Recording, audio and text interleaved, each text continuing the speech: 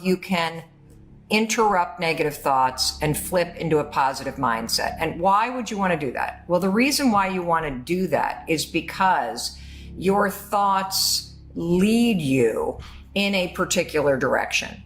And if you start to allow your mind to dwell on negative outcomes, if you start to obsess that things are not going to work out, if you allow yourself to continue to think negative thoughts, you're not only priming your mind to default to negative, but you will literally, through your thoughts, trigger negative actions. You know, if you think about it, you've had experiences in your life, right, where you've really trashed yourself. You've hated on yourself. And when you continually think that you hate yourself, or you continually tell yourself that you're screwing up, you tend to do things that you hate, don't you? But when you're in a positive mindset, when you're in an optimistic mindset, when you interrupt those negative thoughts and you start to say, well, maybe it is going to work out, or, you know, I got to just keep on going. Your thoughts literally can trigger positive action too. And so that's what we're going to talk about today as we read the High Five Habit. Welcome to the live stream. Also, we are going to take your questions. So for those of you that want to read along, page 59, we're going to read 4 pages of the book today, finish chapter 4, and I'm also going to teach you the one trick all confident people use to stay positive. Here we go. So to understand the profound power of accepting and encouraging yourself, which is a way to have a positive mindset, to have a mindset that defaults on being encouraging.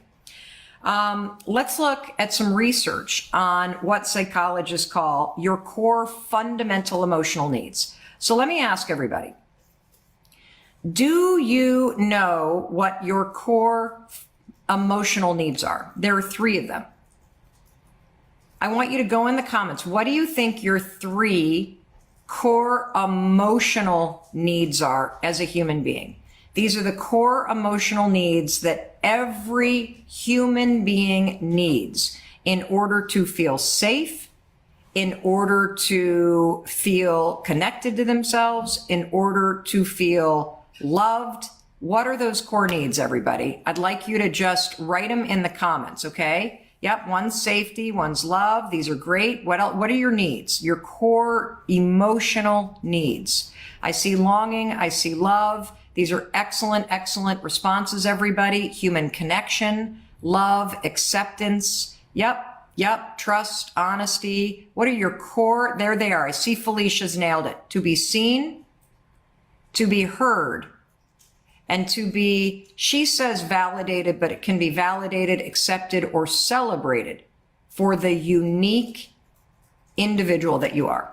So to be seen, to be heard, and to be celebrated and accepted for the unique individual that you are and the unique contribution that you have.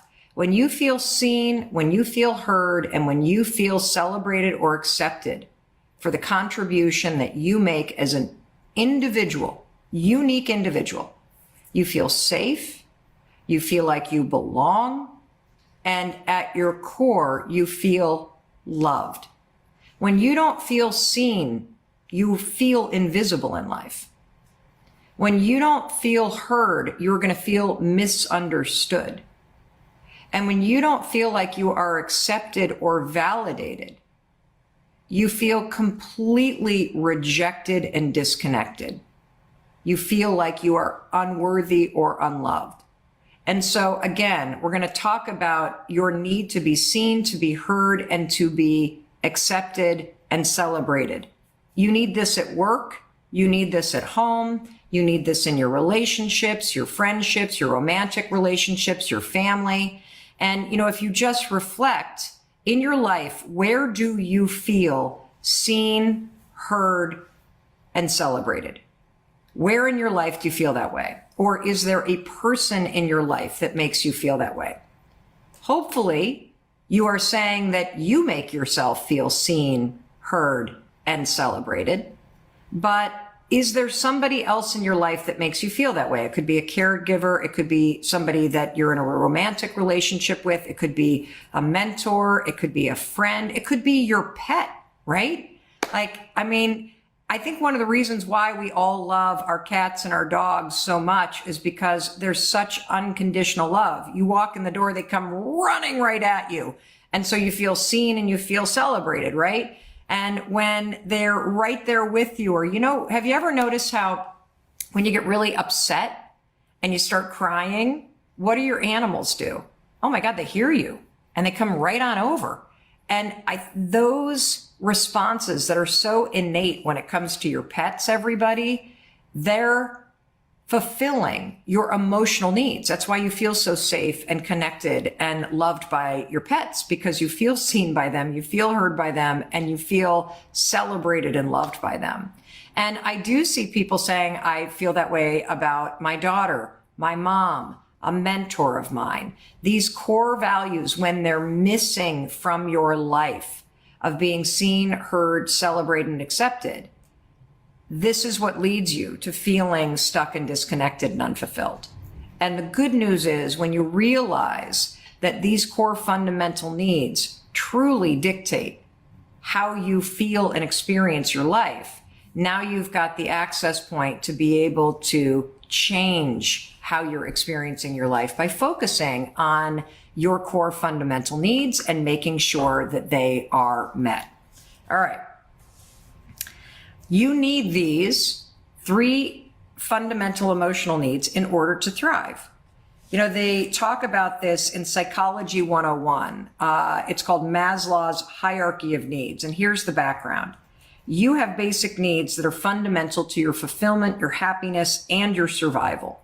You know you need water, food, oxygen, shelter, and sleep, right? Because if you don't have water or food or oxygen or shelter or you get enough sleep, guess what? You die. That's how fundamental these core needs are. You also know that you need friendship or else you're going to feel lonely. And research shows that people die from loneliness too. It's a huge killer. You may also know that you have a fundamental need to grow, because if you're not growing and learning as a person, you start to feel stuck in your life. But what you may not know is that you do have these core fundamental emotional needs to be seen, to be heard, to be loved for the unique individual that you are. And when these emotional needs are not met, it's not only a form of neglect, but you will feel unloved, invisible, and unfulfilled. And see, I believe that's how we all got so critical of ourselves in the first place. And it's why we're twisting ourselves in knots ever since. That at some point in your childhood, those core fundamental needs stop being fulfilled. You started feeling invisible. You started feeling disconnected. You started feeling like you didn't belong. And as we talked about in yesterday's video, this is all covered in chapter 4 of the High Five Habit, that you then turned that feeling against yourself and you started to go, well, there must be something wrong with me. There must be something wrong with me. No, there's nothing wrong with you. It was that your 3 fundamental emotional needs were not being fulfilled by the adults around you. That's all that was wrong. So you can change this, by the way, for yourself, because what's missing if you're not fulfilled in life is a deeper connection to yourself.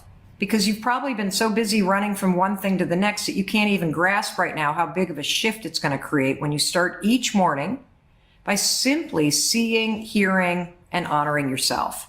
And one of the reasons why I love all the research around adding a simple high five in the mirror to your morning routine is that it fulfills your deepest emotional needs as a human being. This one action of just high-fiving yourself in the mirror, add it to your morning routine. How many of you have added a high five to your morning routine and you're stunned by how much it's changing the way that you see yourself, the way that you treat yourself? Because as you've learned, these 3 emotional needs were probably never met during your childhood, and you haven't been given the tools until right now to be thinking about this and to start fulfilling these emotional needs as an adult. And, you know, the reason why you feel invisible at work, or you feel outside of your friend group, or you feel disconnected in your relationships as an adult, not to mention the relationship you have with yourself, is because there's something missing. And what's missing is a deeper sense that you actually matter. What's missing is the sense that you are being seen and heard and appreciated. This is critical. It's so critical. If you were to wake up and you had a feeling of being connected to yourself and you felt seen in your life and you felt appreciated in your life and you felt heard in your life, that would absolutely change how you go through life. That's why this is such powerful stuff, as simple as it is. And I love seeing so many of you writing in the comments about how you are adding in the high five and how it's changing your life and how you're starting to take your emotional needs seriously and you're starting to make it a priority to fulfill them and how it's changing everything. Now look, don't bother arguing with me because I did the math. I think sometimes in life you forget just how miraculous you are. You know, you get so beaten down by the day-to-day and you're so sort of beaten up by what you've survived in your past that you've lost sight of how extraordinary you are. And so I'm going to remind you of how extraordinary you are. And I brought some math to prove it. So I just want you to wrap your brain around this really cool fact. The odds of you being born are 1 in a million. We're just going to start there, okay? We're going to do some simple math and we're going to build. The odds of you being born are for sure 1 in a million because your mom carries over 1 million eggs in her body during her lifetime. Isn't that wild? You're 1 in a million. But guess what? That's not even close to the mathematical phenomenon that you are. 1 in a million doesn't even touch the surface of how extraordinarily unique and amazing you are. Because based on recent research, scientists have also figured out that the egg that formed you was really choosy. And that egg could determine which of your father's 250 million sperm cells it wanted to connect with. That's right. This was not a race with the sperm. The egg was very, very choosy. And if that egg that created you chose any other sperm, guess what? You wouldn't be watching this live stream. Your sibling would, because you never would have been born. So just wrap your mind around those odds. 1 in a million plus 1 in 250 million? What are the odds of that? Well, the experts crunched the numbers on that, and the odds of you being the result and being born and being here with me right now, 1 in 400 trillion. 1 in 400 trillion. Now, guess what? I'm not even done yet. 1 in 400 trillion doesn't even scratch the surface in terms of what a miracle you are. Are you ready? A scientist from Harvard heard me cite that number, 1 in 400 trillion, in my TEDx talk. And he wrote a research paper to say, Mel Robbins, you are wrong. You are such a miracle. The odds of you being born is such a miracle. And the number is so insane. I don't even know how to say the number. Literally, no idea how to say the number. It's like 1 times 10,000 with that little sort of factor at the top with another million. Like, it's bananas. I can't even explain to you what a miracle that you are. And all of this math, it proves something really important. And that is that someone as unique and special as you deserves to be seen and heard. Feeling like you matter, that somebody cares about you, that you are worth celebrating, it is one of your most important and fundamental needs. And I'm here to tell you that because the math proves that you are a walking miracle, there will never be another you. There never has been another you. There will never be another you that will ever walk this earth. You are the one and only, which means you have something extraordinarily unique to give to the world. And feeling celebrated and feeling seen and feeling heard It is so tied into your existence because of how unique you are. That's why you long to be recognized as an individual. That's why you long to be celebrated as an individual. This need, it's so important and foundational to you and the fact that your birth and existence is a miracle, that it's as important to your well-being to be seen and heard and appreciated as food and water. The difference between a good day and a bad day, you know what it comes down to typically, is just being acknowledged by somebody. And you know who's the best person to acknowledge and validate you? You are.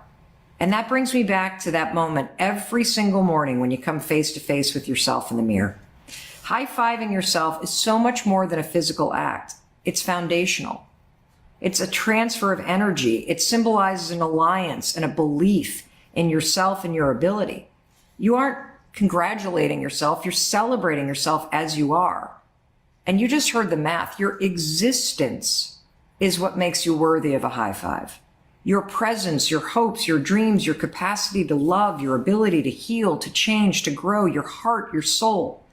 That's what makes you worthy of being seen and heard and appreciated. Not once in a while, but every single day. That's what you deserve. That's what you need. And the miracle of your existence is why you need it. See, when you are able to see yourself, when you are able to celebrate yourself, when you are able to treat yourself in a way that you have been wishing your parents would have, or wishing your friends or your spouse or your boss would, when you take control, this is what you communicate. It's incredible. You're basically, when you're able to hear yourself and see yourself and support yourself, and I believe that simply adding a high five in the mirror to yourself as part of your morning routine, every single day, you start the day by fulfilling those foundational needs that the miracle of your birth demands of you.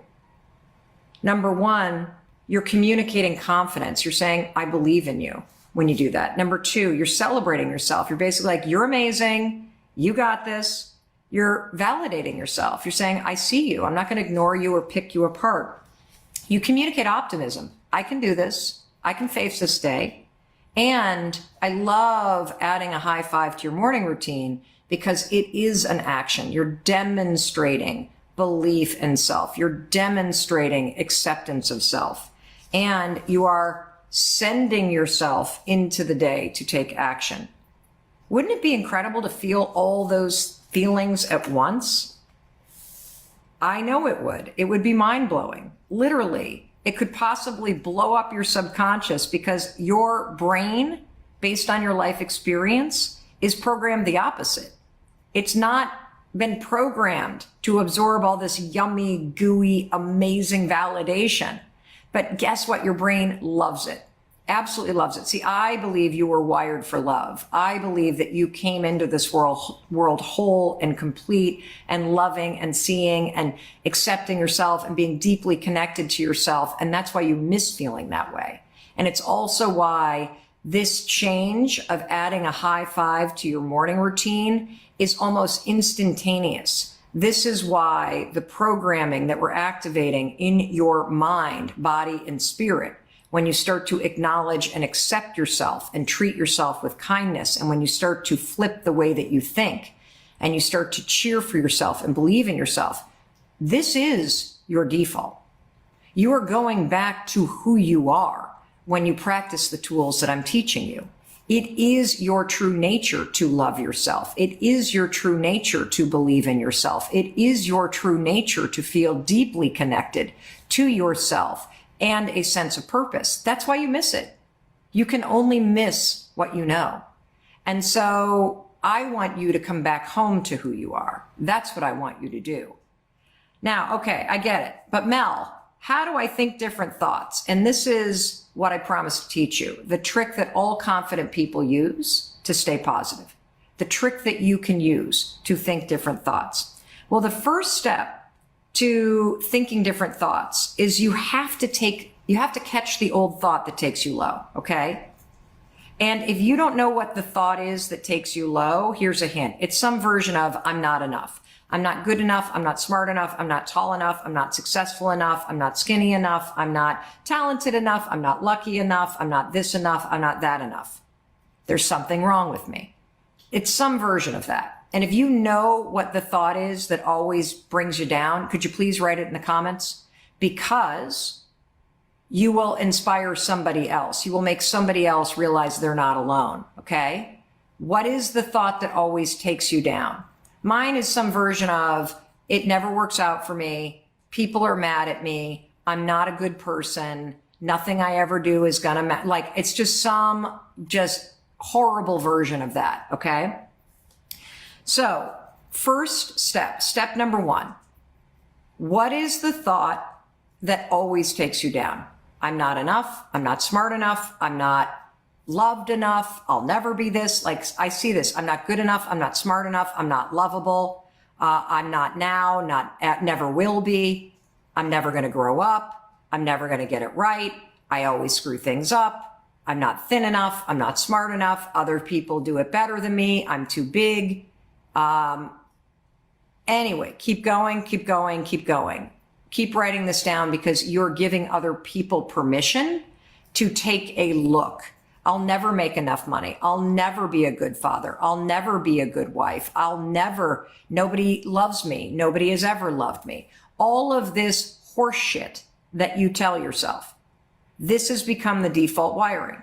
Step number 1 is identify what thought takes you down. Okay. It's like dropping a guillotine on your power and on your future and on your possibility. It cuts you off from who you truly are and what you truly want and desire and deserve in your life.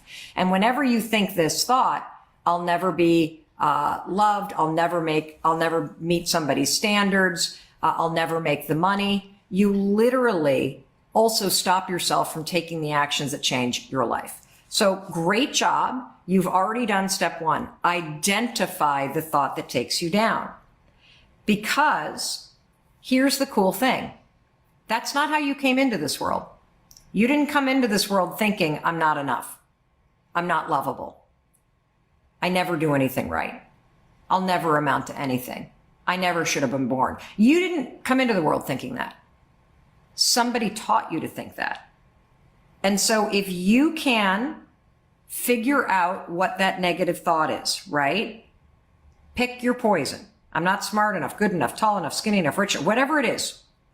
I call it poison. You want to know why? I call it poison because thinking this negative thought is like drinking poison. It kills your spirit and your innate desire to be seen, to be heard, and to be celebrated. You are dropping the guillotine right on yourself when you think this poisonous thought. Okay? Now, what is step 2? Step 2 is, yes, you have to identify it, but it's not enough to just identify it. Step 2 is we need to replace it. Okay? We need to replace it. And so I'm going to teach you what you're going to do next. The next time you think that negative, I'm not enough thought, you're going to break the thought by saying, I'm not thinking about that. I'm not thinking about that. And then number 3, we have got to replace the thought. So you're going to catch the thought, you're going to break the thought, and then we're going to replace the thought.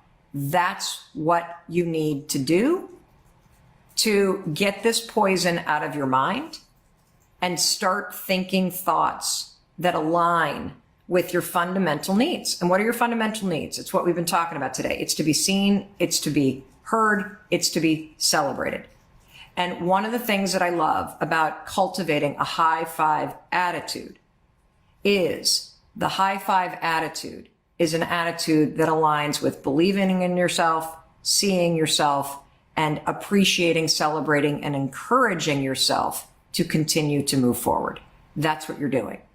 And so one of the things that you can do, I know this is going to sound crazy, is by adding a high 5 to your morning routine, it helps you rewire your mind in a very powerful way And the reason why it will help you rewire your mind in a very powerful way is if your default right now is I'm not enough, when you add this to your morning routine, your brain sees you treating yourself in the exact opposite way of that negative poisonous thought.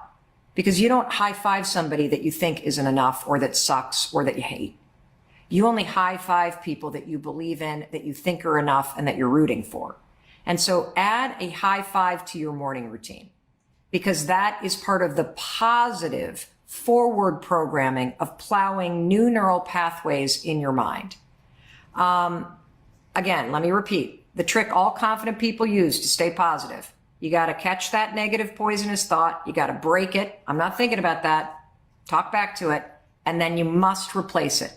You have to learn how to replace it and program a positive mind, because your brain's circuitry is designed to just repeat the patterns that are there. So simply identifying and trying to break the pattern won't work. We got to replace it and program new neural pathways in. This is why all of you who are high-fiving yourself, whether you're taking the High Five Challenge, go to highfivechallenge.com. It's a free 5-day program that I lead you through. You can do it with 150,000 other people from 90 different countries, or whether you've read the book or watched our videos or listened to these live streams.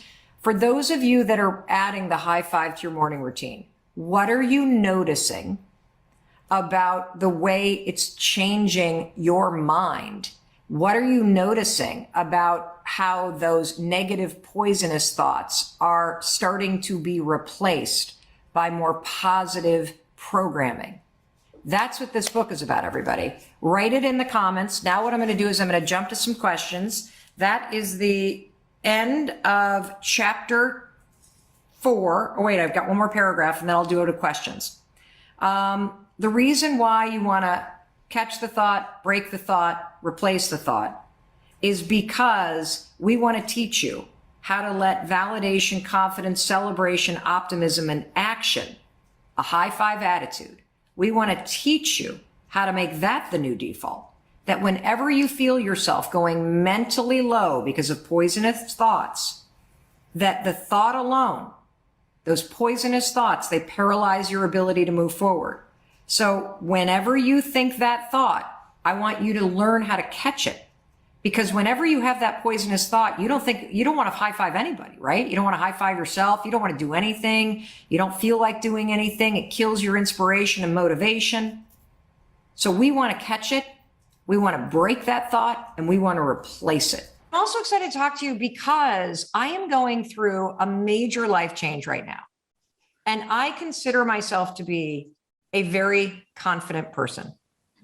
And this major life change has literally rocked my world. And I am in a daily battle with self-doubt, with fear, and maybe you watching at home, you've experienced a time, or you can relate to this idea that you have made a decision. Maybe it's to end your marriage, or it's to change your career, or it's to move across country, or it's to heal yourself, or to not have kids. Or in my case, my husband and I made a decision to sell the family home that we have raised our kids in for 24 years. I've lived almost half my life here. My parents, Lisa, never moved from the home I grew up in. My grandfather was born in the house and died in the house that my mother was raised in on a big farm. This has never been modeled for me. And so when I made the decision, everybody, it felt right. And I knew it was the right decision. But now that we're on the backside of it and we're a couple weeks away from closing and packing this place up, I feel my heart shrinking. I feel these massive, hot waves of anxiety. I've felt waves of anxiety that feel like electricity. I don't know what your waves of anxiety feel like, Lisa. Do they feel like electricity, or this is like lava coming through my body? It feels like I've got a beating drum in my chest, and it's like, and it almost vibrates throughout my whole body. That's kind of how it feels to me. Lisa, I have not felt this anxious and scared in decades. Decades. And so, you know, you wrote this book, Radical Confidence, and I do not feel radically confident right now. I feel like the Mel Robbins that I know has been knocked on her ass, and I'm wallowing, and I am doing all the things that I know to do. Get up, get moving, don't drink, move your body, reach out to friends, journal, go to therapy. Like, I am so busy. I think almost trying to outrun the fear. Yes. And I don't know if you've ever had this experience, but what were you going to say? Because I just saw you go. Yeah, literally. So there's this thing I call in the book about squirrels, like filling your life. I think it was the movie Up, where the dog has, like, you know, where the dog sees a squirrel and it runs off, and then it sees another squirrel and it runs off over here. It's like they become distractions, but almost the distractions help you not look at the realities of what is actually happening within you. So you even said you're filling your days up so much with almost these strategies that you're trying to overpower the actual thing. You're trying to beat it out versus actually letting it speak, letting it have a voice, and then addressing it with no judgment in yourself. Because that's the point though, right? You even said, I haven't felt anxiety in years. And so in those moments, I actually go, oh, she's back again. Are you kidding me? Because I'm literally like, what the fuck is this bitch doing here? I thought I got rid of you in law school and I was 20. What? Like, and so I'm like, get out of here. And now I'm going to like get busy and clean the house and do this. Yeah. And on and on. And radical confidence is something else. And it's something that I don't think I've actually ever practiced. So you and I know the same, and I want to unpack this using my story. Okay. Yeah, because I know that there are times in your life where you make a decision.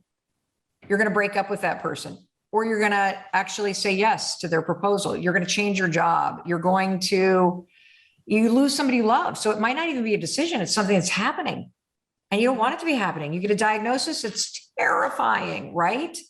In my case, you know, I make this decision. I think I'm confident about it, but the second the decision becomes real, I feel like I'm now a no. I feel like I signed up to go skydiving. And I was all excited when we were on the ground, Lisa, because you were going. And then Lisa's all excited. So I get excited. And this is great. And Lisa and I are going skydiving. And Lisa gets on the plane and she's off. And I'm standing down there like, this is exciting. And then I watch Lisa go out and I'm like, oh my God, she made it look so easy. And then the plane pulls up and I'm like, it's my turn. Okay, I'm in. I strapped to the person. I got my thing on. And now I'm like, I don't want to do this. Don't let me out. Like, I'm like, no. And I'm like backing away. And that's where I am right now in my life. Yeah. Right now. And so how can I face this situation and find or use radical confidence to help me navigate through one of the literally most emotional decisions I've made in my life? So, girl, thank you for being so vulnerable and honest. And in situations like that, the thing that I will say a lot is give yourself grace. Like, give yourself grace that maybe some part, right, you're trying to push her out. Like, no, oh my God, I thought I got rid of her. I tried that too. I really did. And anytime I tried something new, anytime I made a different decision in my life, she would come back again. And I would beat myself up over the fact that she would come back again. And so I realized, what if I just embrace her? What if I'm just like, oh, okay, you're back here again. That's okay. But remember, I'm not going to let you drive my life, you know, and kind of just reminding yourself that instead of beating yourself up, allowing her to come back and say, why is she back again? What is she trying to tell me? So taking the negative voice that is the bitch and then saying, how on earth can this be my best friend? And maybe she's how the hell do you do that? Because when that fear comes up, Lisa, it is terrifying. Like when you hear that negative voice and the negative voice in this scenario, I know it's so stupid, but I literally go, you're selling this house in suburban Boston because you're lonely. Your kids have left. You've been under construction somewhere else. You work here alone. You live here alone. This chapter of your life is ended. You are a ghost in an old chapter. It's time to move on, woman. I know that. It is time for something bigger. I know that. But when this fucking bitch shows up, she's like, you think you were lonely in suburban Boston? Wait till you live on a mountain, woman. You're not going to see anybody. Oh, you thought it was hard to work virtually during the pandemic outside of Boston? Wait till you try to launch a podcast alone on a mountain, woman. You're fucked. Like I literally, what have you done? What have you done? You screwed it up. You screwed it up. How do you have this no BS method. You talk a lot about the why. How do we use these tools in moments like this to find our radical confidence, Lisa? Yeah. So you've got to know your why. You have to be so ingrained in that anything that comes your way can pull you through. So the negative voice, the fear is the ego speaking. The ego is trying to say like, hey, I'm here. Like, you don't want to do that because you're right. Everything you just said, but Mel, what if you don't have Wi-Fi up there? So it's trying to protect you to say, don't do it. Don't do it. Because you just taught me something, Lisa, and I'm sorry to interrupt you. No, please. When I hear the word ego, I always think strength. Or I think being conceited. I've never thought about the ego and the voice in your head as being something there to protect you when you're scared. Yeah. Never thought about it that way. So if I can understand this, and I would love to hear where you've done this in your life, where you've been paralyzed, that you have to, one of the key principles of practicing radical confidence, particularly in moments like ones I'm going through right now, is you have to, attach yourself to why do you want to jump out of this airplane? Why? What is the bigger thing that you're up to in life that caused you to be pulled to do this, to long to do this? Have you ever had this moment for yourself? Absolutely. So multiple times actually in my life. So going from being the stay-at-home wife, supporting my husband for 8 years, cooking, cleaning for him, then helping Quest, like my husband, I'm a good Greek wife, I'll help you, and not realizing it would grow at 57,000%. And in that growth, having transitioned into, oh my God, maybe I love business. Maybe this is actually something I love. The idea of tearing apart my identity of being the good, supportive wife. This identity that I was told my whole life I would end up being. I got accolades for it. I got pats on the back for it. I was getting all the validation of what a great wife I was. And yet it wasn't fulfilling me. And yet it wasn't giving me the life I actually wanted. I hear you. So, and it wasn't, I heard something else. I wasn't sure if that was. I thought like you got somebody calling you. No. So if it's not it, oh, shit, what was my line? If it wasn't, I don't know where we are here. Okay. Gotcha. So I was holding my identity to the validation that I was getting. And yet, as Quest was growing more and more, I started to love it. I loved the challenges. I loved seeing what I was made of. And now here I was in a moment where my voice is telling, well, Lisa, you don't know anything about business. Are you really going to give up this identity, the thing that gives you the accolades, the things that give you the validation? What if you fail? What if you make a transition and you try this business thing and you suck at it? And what happens if you're god awful at it?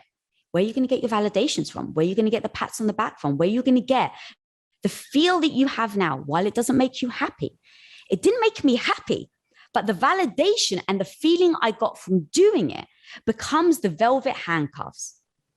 So knowing that, I had to say, what is the life I want? So attaching yourself to the why, attaching yourself to this goal emotionally. So I started to realize I had a thing over here where I was supporting my husband and I was feeling good about it. But on this other side, in pursuing the hard things, in overcoming obstacles, Quest became a mission. It became, I was actually helping women. Like we were getting letters from women who were in the anorexic community. And they said, this one woman specifically, I remember, she sent us a letter. She said she was in the hospital at like 40 pounds, Mel. She was on her deathbed. Oh, God. And she said, thank you for bringing Quest into my life. You have now made me okay with calories again. Now, when you hear that sort of thing and you attach yourself to the why, that when you step in, all these hard things to do actually deliver on this why, I now know I have to make the change. So I know my why now. I know that I really want to change from being the supportive wife into helping build Quest. All right. So let me unpack mine.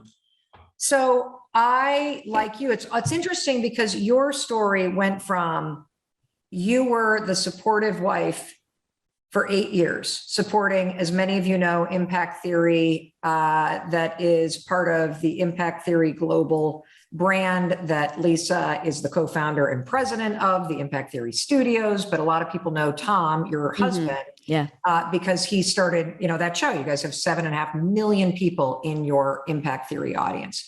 And so you supported Tom for 8 years. You guys are co-founders then of Quest Nutrition. And so you went from bucking all of the stuff that you were told to do, being raised in a Greek Orthodox family. You're going to get married, you're going to support your husband, you're going to have children, and discovering that you love business. Yeah. And the impact that you were making and the fulfillment that you felt became your why.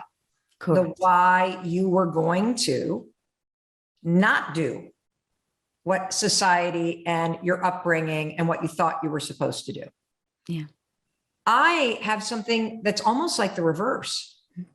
As the more successful I've become, the lonelier I've become, and the more stressed out I've become. And my why is to create more peace.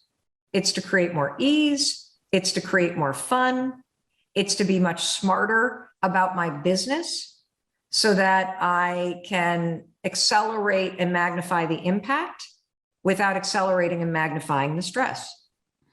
And a big piece of me deciding that it was time to sell this house is because I race back and forth and back and forth and back and forth and back and forth and jump on planes, and I am never anywhere, which is why I'm lonely.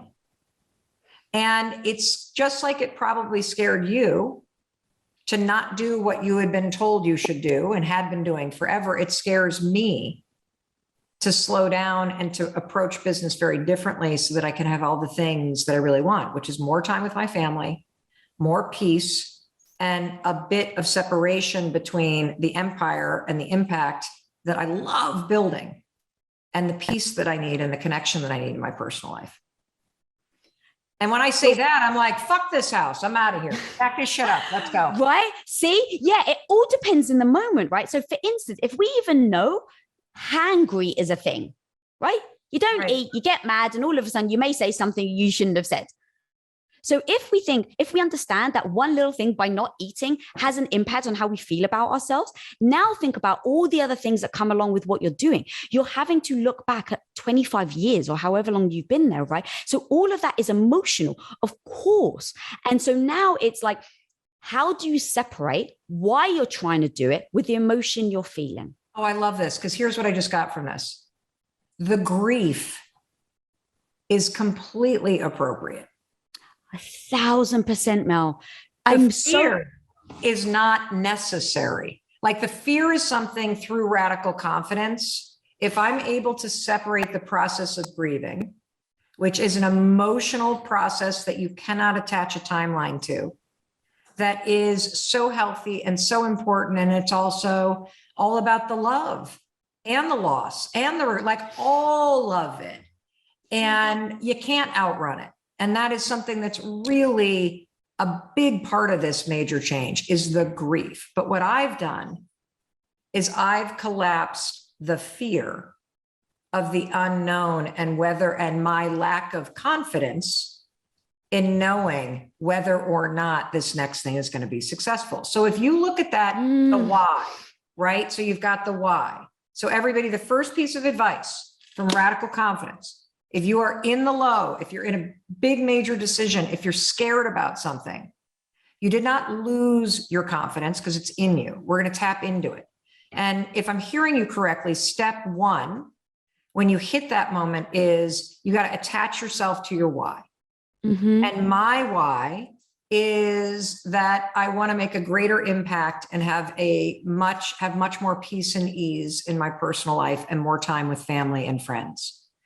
And that's why I've got to remove this variable of a house that my entire family has outgrown. even though I don't want to give up the memories. Like I'm still walking around here because it keeps me close to my kids. Mm-mm. And then you're also saying though, and this is the really important part that I've actually never heard anybody say. I'm sure lots of people have said it, but I've never heard somebody say it in a way that I really understood it, Lisa. And that is that the fear is your ego trying to protect you from something you're scared of. Yeah. And when you feel the fear, you need to detach it from everything else. And you need to turn toward that fucking fear. You write this chapter. I'm so glad we're talking about this because this is my favorite chapter, everybody. This is make your negative voice your bitch and then turn it into your BFF. And I'm telling you right now, my negative voice is my bitch right now. Like I didn't make it my bitch. It is bitching at me. Yes. It is scaring me. And so the voice that's scaring you going, I can't do this. I'll never make friends. If I was lonely here in Boston, then I'm going to be really lonely on a mountain. What the fuck have I done? Just screwed up. Bitch, bitch, bitch, bitch, bitch. My daughter has this right now. She got into this great program in London and she's pursuing her dream of being a singer-songwriter. And she's 5 days away from leaving. And her fear, so her ego is going, you're not going to like it. You're going to be homesick. This is going to be terrible. Blah, blah, blah, blah. So what do you do when that fucking bitch is bitching at you? You literally listen to her. You go, all right. I don't want to listen to her. All right, Mel, she's I've been listening to her and I'm crying in my bed. How do I stop listening to her? Okay, here's what I love it. Okay, so here's the thing. Just like a partner, your spouse, your best friend, yes. She's going to tell you the hard things. You don't sometimes want to hear it, right? I ignore Chris. I'll listen to you. So okay. All right. All right. There you go. So your friend is telling you, like, hey, girl, you may want to watch out for this. Hey, you know what? This actually could be a bad thing. Like, what if you are lonely? So now I go, oh, she's actually a friend trying to warn me of something that may happen. Now, as my friend, because she cares about me, because she doesn't want me to get my ego dented, she doesn't want me to be embarrassed, she doesn't want me to feel shame or guilt. So she's warning me. So if she's warning me, hey, you're going to be lonely. Okay, great. Thank you for letting me know. Maybe I will feel lonely. So what I'm going to do right now is I'm going to have radical confidence and I'm going to put something down. So let's say you have a list, right? On the one side, what is that bitch telling you? And now if it was your BFF, what is she trying to help you come up with a strategy or a tactic to mitigate that when it happens? So maybe, here's the thing, Mel, maybe you do get lonely. That's very real. And now here's the thing. What are you going to do about it? You're going to say, all right, I've got a game plan. I've pinged Lisa and I've told her, hey, look, I'm actually really worried about going. I may feel lonely.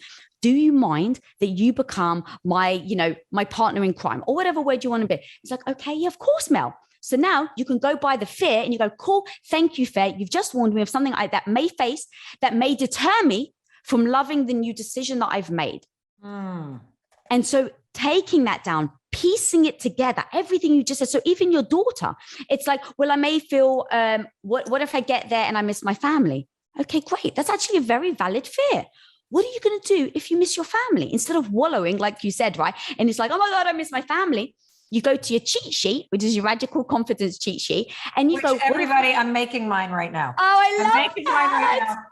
I'm turning this conversation into a coaching session for myself, which by the way, I would have paid thousands and thousands of dollars for by the minute. Because if you can get me out of bed, not wallowing and terrified of this big decision, then that changes everything. And I think you kind of just did. Yeah, taking that critic, right? Because I tried to stop the critic in my head. I tried to, but I couldn't. So I'm like, okay, what if I can turn the critic into my coach? And that's exactly what you've just written down. The critic is saying this, but your coach is telling you what you can do if you're fearful of this. So you've really taken this thing that used to be crippling, it was your kryptonite, and now you've made it your superpower.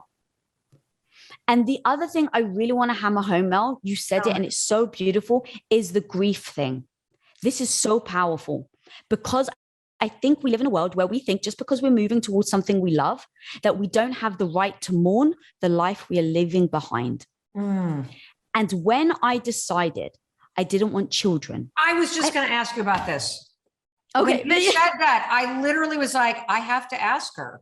Because you on social media are such an empowering voice for anyone who has decided that they're not going to have kids. They just not what they want in terms of the way that you want to live your life. Yeah. So is there grief for you? And how did you come to that decision for yourself? And why are you personally so vocal about the decision? Yeah, thank you, Mark. And even in my decision talking, it really isn't whether I think people should have kids or not, right? It's really about when you think you are going to have one life and you change your mind. So I married Tom thinking I was going to have 4. Like literally, I told him I wanted 4 children because I come from a big Greek family. I always loved the big grand family. And 10, 15 years in, when I realized I love entrepreneurship, I have a chapter called Open Up the Can of Worms and Embrace the Ick. Now, open up the can of worms is me asking myself the hard question. Do I actually want children? And so many of us hide from asking ourselves that question, or a question, a hard question, because the ick is what comes with the mess that is the hard question. So let's say, for instance, do I actually want children? And the answer is no. The ick is now I have to talk to Tom, my husband, who may still want children. Now what happens, Mel? Is he going to say, well, babe, you promised me. And so it's I want children or we have to get a divorce. I don't know. Right. That's the ick that you have to face when you ask yourself the hard question. What was the moment when you were like, wow, I actually realized I don't want 4 kids? How did you get to that decision? So do you ever feel like it's a whisper in your head first? The house was. Yeah. It like becomes keep going. So it becomes this little whisper that maybe we try to ignore because it's uncomfortable. It's like, I don't want to ask myself this hard question, because if I say to myself, to your point, do I really want to live here anymore? Now you have to deal with all the emotion that comes behind it. You have to tell your kids. What if your kids are upset? Now you've disappointed your kids. What if your husband doesn't want to move? Right? There's so many things that come with you saying, maybe I don't want to live here anymore, that ends up people living in the same house that they didn't want to live in for 10 years. So it's making sure that you ask yourself the hard question, listening to the answer, which is the whisper. Right? So the whisper is, do you still want to live here? Do you still want to live here? And in fact, let me back up. So you listen to the whisper and then you let it speak. Do you remember the first moment and where you were when it went from a whisper to a speak? The interesting thing is someone else saw it in me before I did. I didn't want to acknowledge the whisper. And one day, one of Tom's business partners turned around and says, Lisa's not going to have children. Because he had seen me go from a supportive wife to now business. And I was like, no, of course I'm going to have kids. I'm just going to do this entrepreneurship thing until I'm ready. Right. And so he turned around and he was like, Lisa's not going to have kids. And it was so upsetting. It was so upsetting. And I went to Tom. I was like, I can't believe that he said it. Who does he think he is? Why the hell did I have such an emotional reaction to it? That was the thing. I was like, because Tom even said, babe, why does it bother you? Who cares what other people think? And I was like, why does it bother me? And it was because I was ignoring the whisper and he just called it out because he saw in my actions how much I was thriving in business. He saw, but because of my belief system, the belief system that I had as a Greek woman, I was going to have children. I didn't want to ask myself the hard question. So when he said that, I actually stepped back and said, why do I believe that I'm going to have kids in the first place? Like with no judgment, assess my belief system. And once I started to write down what are the first things that come to your mind? And I was like, all right, legacy, chatting something out like as quickly as possible. So I was like, all right, legacy. And I was like, well, what does legacy mean? So I wrote it down, legacy. Oh. What does legacy mean to me? All right. Well, I said legacy because to me, it was about having children to pass on your wisdom. That was what my dad used to tell me. And I was like, but do I actually believe that? And I'm like, well, a legacy to me could be, having, making a mark on your life now so that when you're gone, you're remembered. All right. Do I actually need to give birth to my own children to do that? Oh, no, I actually don't need to. And then it was like, why else do I believe that I want to have children? I really love the idea of having a little Tom running around, a little mini Tom. I love the idea of having a daughter that one day I could help her mindset not be crippling like the mindset that I had growing up. So all these emotions were real, which is why I didn't want to necessarily say, but is this worth, right? Is this something that I really want to have children over? And so once I looked at that and I said, you know what? I actually still want that. But what I want more than that is the life that I'm experiencing in business. And in that moment, Mel, going back to your grief, I realized I had to mourn the life I was leaving behind. It didn't mean that I didn't want the life. It didn't mean that some of the decisions that I was making weren't going to be heartbreaking to me. But I realized that what I wanted more than having children was actually not to have children. Wow. And so I had to sit with Tom, and we had a whole, as a relationship, our communication. And I said, babe, I need to give you the space for you to mourn the wife you thought I was going to be. That's going to take process. What can I do to do that? Right. And so I, with respect, said, he's used to me taking care of him, putting his clothes out, cooking for him every day. And so there is a grief process when you lose someone, right? Those first moments where it's like you're surprised by all the changes. Right. So I said, babe, I need to give you the space to have this grieving process. So what does that look like? All right, I take care of you 7 days a week. So next week, babe, I'm going to take care of you 6 days a week. And then the following week, I'm only going to cook for you 5 days a week. And then the week after that, I'm only going to give you 4 days a week. And what ended up happening was I embraced that both of us were actually sad that we were giving up this part of our life. But we know our why because we knew we were going to do it to move forward to the life that we really wanted. And so giving yourself the space, Mel, right now to grieve all the things that are very true to you. But to have that why, which is where we started, but to make sure that the grief doesn't deter you from your why. This is so beautiful. This is so beautiful. I can't tell you how much I've gotten out of this. I want to try to unpack it because I think it's so valuable what we've just discussed. And as somebody who has spent a lot of time running and a lot of time being faster. I mean, even just think about the 5-second rule. If I move faster than the anxiety, I won't be there when it hits. Right. But the problem that I faced, and it has worked for decades, but the problem that I've now faced in making this massive life-changing decision is that in those moments when you get the diagnosis or somebody that you love dies, or you make a major, one of the major changes, your anxiety catches up. And that's exactly what's happened in this moment. And you've explained so beautifully and so simply how to practice this skill of radical confidence, particularly in these moments where doubt or fear or uncertainty take over. You just said what you'd like. I'd like to be a leader someday. And I personally love the field of research called behavioral activation therapy. Behavioral activation therapy is some big old word that means act like the person you want to become. Act like the person you want to become. That is very different than fake it till you make it. I am not going to tell you to fake being a leader. Because when you fake it till you make it, in saying that, you are amplifying your nervousness and your imposter syndrome. That is very different than being intentional and saying, I'm going to start showing up like a leader. Exactly what you said. You know, it's sort of like this claimed authority, because how you show up does influence people. And so in your mind, if you think about kind of, if you were to take out a piece of paper, this is the simplest way to do it. You take out a piece of paper, draw a line down the center, and just think about leaders that you admire. And think about what are some of the things, okay, you just pointed to somebody. Who?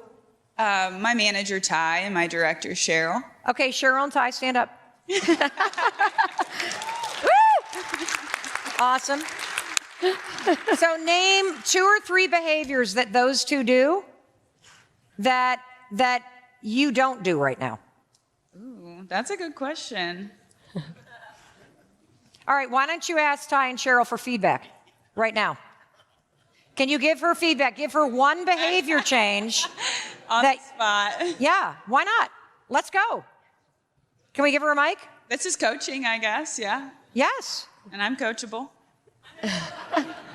Just one behavior change that you think would either raise her visibility or would have her be more of a leader. I think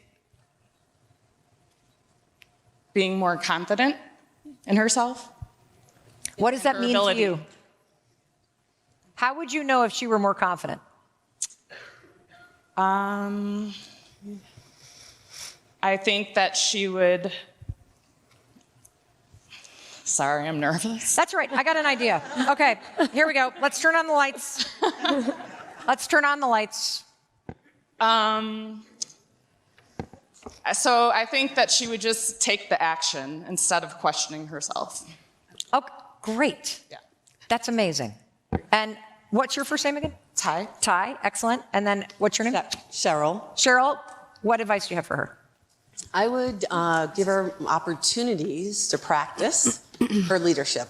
And knowing now that that's something she wants to do, we can create that for her and allow her to get comfortable and confident in doing so, right? And work on her skill that she wants. Such a good. And support her all along the way. Excellent. And she's already started, so she's leading projects to do exactly what she just said. Excellent. Yeah. Excellent. So why were you nervous? I don't like attention. You don't like? Amazing. Does that come up a lot for you at work? No. No? Okay. All right. Then I won't put you on the spot. I'll be kind to you today. And Jordan, what do you think about this? I would say she hits it right on the head. That was my 2022 goal for myself.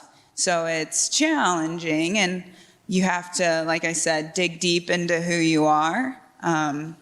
But I would agree that's something I need to work on, and it's hard, but I'll get there. Yep.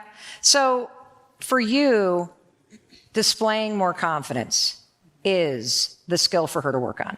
Yes. Excellent. And for you, what was it?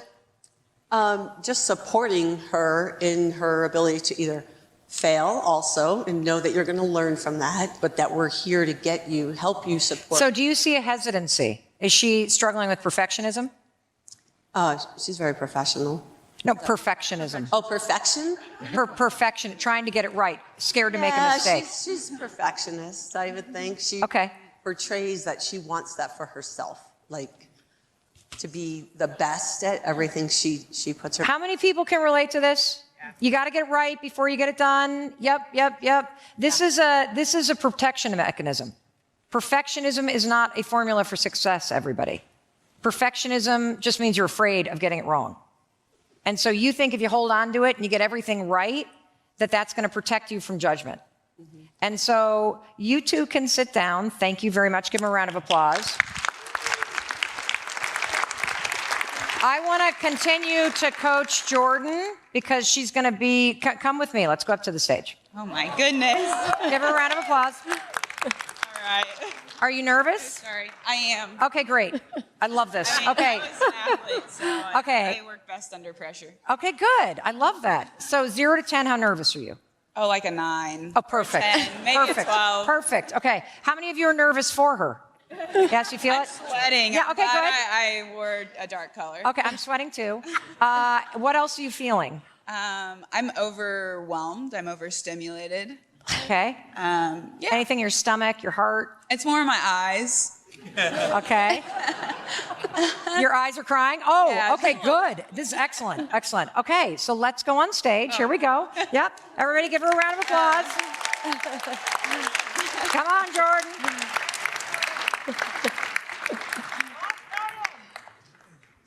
Okay, you're just going to sit right over there. Okay. Okay. All right, now I want you to look at everybody. Hi, Just friends. kind of take them in, right? You're doing great. Thank you. 0 to 10, how nervous are you now? I see some familiar faces up here, so I'm feeling a little better. Terrific. Yeah, Terrific. I am. Okay, great. So, I had to count from the 5-second rule for a moment. okay, so you use the 5-second I rule to do did. what? To calm myself down, overcome my emotions. Terrific. So, what you're witnessing is something really important. When you stay in your head and think and you let the wave come, it gets bigger. When you move, the fear starts to lower. Now, I'm going to also teach you something really cool that you're going to love as an athlete, okay? And this is really cool. It's a way that you can use the 5-second rule in performance anxiety situations, okay? And this has been backed by research at Harvard Medical School. It is the coolest thing. In moments like you just did, and you did it instinctually, 5, 4, 3, 2, 1, you felt the wave. All you're going to do, as dumb as this sounds, is you're going to go, I am so excited to be up here. I am so excited to be sitting in this chair. Go ahead and say it. I'm very excited to be here, sitting in this chair, getting this opportunity. Great. Say it again. I'm very excited to be sitting here in this chair, getting this opportunity. Do you feel your stress going down a little? I do. Let me tell you why, everybody. In your body, nervousness or stress is the exact same physiological sensation as excitement. Exact same. So what sport did you play?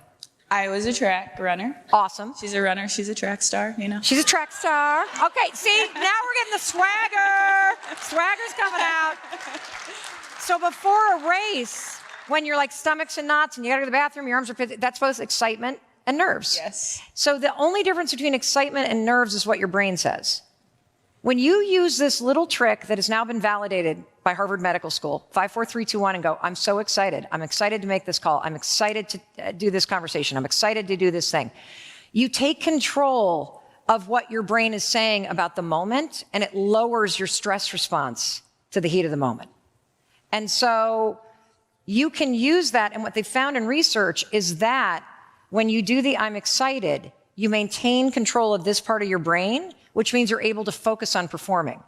When they did this in control groups at Harvard Medical School, the people who were taught to say, I'm excited, ran faster in track meets, they performed better in negotiation competitions, and they scored higher on standardized exams because you maintain control of this part of your brain. When you allow your nerves to take over, you were saying it, my eyes are going all over the place, it's because you're flooding your brain with cortisol as your thoughts are like, when you go, I'm excited, your brain's like, oh, wait a minute, we don't have to freak out right now. You're doing dynamite. My heart rate's down too. Is it? Okay, well, I was like, I noticed her check her watch. I'm like, am I boring her? Like, she's gotten really cool my now. heart Okay. rate, I tend to monitor that. Okay, great. It's gone high down. five. That's freaking You got awesome. a hand hug. Okay, hand Hand hug. hug. Oh, wait, is that way? Did I do a hand like this? Hand hug. Hand hug. Hand hug. I love a hand hug. Okay. So let me talk a little bit about confidence because this goes for all of you. I love that we're talking about confidence because, again, we're in this lane of if you want to change, all you need to do is identify the kind of person you want to be and then start acting like that person now with deep intention. And my recommendation is always start with your morning routine because it sets up the rest of your day. And the second thing, you got feedback about confidence at work. I want to give everybody a new definition for confidence based on research, okay? Confidence, believe it or not, does not mean, and I'm going to use the word swagger. It doesn't mean walking in like you own the place. It doesn't mean that you even believe in yourself yet. Confidence simply means a willingness to try. A willingness to try. And the reason why this is such a critical definition, particularly for women, is because there's this thing called a confidence competency loop, which means when you try something, even if you fall flat on your face, you still learn something. You're gaining competence. And we know this is true. Like you became a track star because of how many times you tried. Every time you tried, every time you ran, every time you trained, you were learning something. And the more competence that you gain in something, the easier it becomes. Your resistance to it lowers. And so again, like everything I'm teaching you, it starts with the action, not the belief. The belief comes later through the action. I mean, what are you thinking about yourself now that you're sitting here? I could see myself being on a stage like this amongst a lot of people. The way I feel standing there asking my question versus how I feel now, speaking to a lot of people who may not have known who I was before I asked my question, I can actually speak to you guys without feeling as overwhelmed, which is nice. How cool and I is feel that? like I have a lot more confidence now just being up here. And let me say where it started from. It started from a gut instinct, an impulse to take action, and within 5 seconds, you shot your arm in the air. And that created this tiny little ripple effect that leads you in an entirely new direction. And so the other thing that I want to teach you, because you had a question about self-awareness, and this is really important, everybody. There are two forms of self-awareness. There's awareness of self, and then there's an awareness of how you are perceived by others. And typically, we are only good at one of those things. And so awareness of self just comes from really spending time thinking about it, reading, asking people what they see about you. It comes from trying lots of new things and testing out what feels right, because you always have an opportunity to learn more about yourself. And like we've been talking about with sales too, it's about slowing down a little bit so that you can pay attention to what you're feeling. But the second self-awareness is actually the one that most of us are really bad at. And that's understanding how you're perceived by others. We're not aware of how other people think about us. And the only way that you are going to find out is if you ask.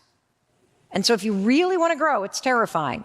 Ask for feedback about how you can improve in these areas. Share with people. I really want to develop myself into a better leader. I am working on it in real time.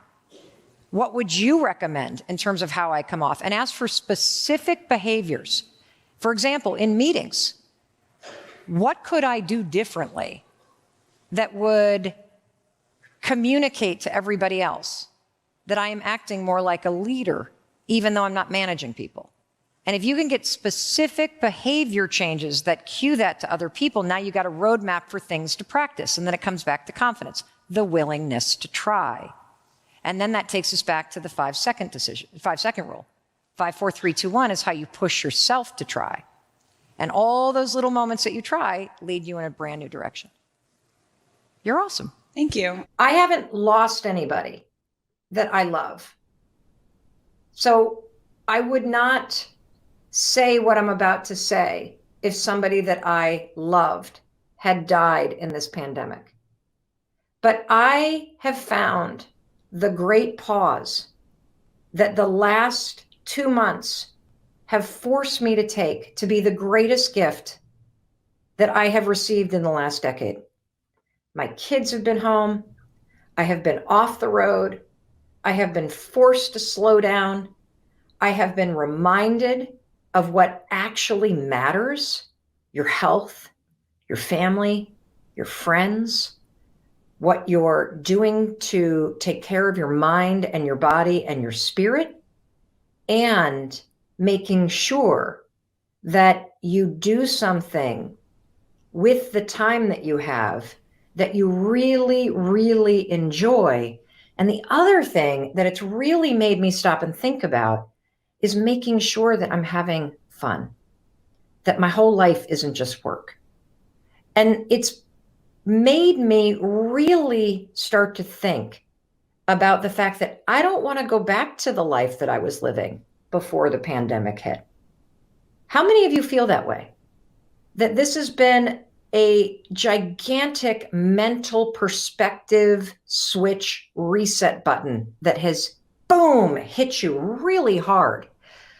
I want to know in the comments, what is it that you, with this new perspective that the pandemic has given you, what is it that you want to change in your life coming out of this?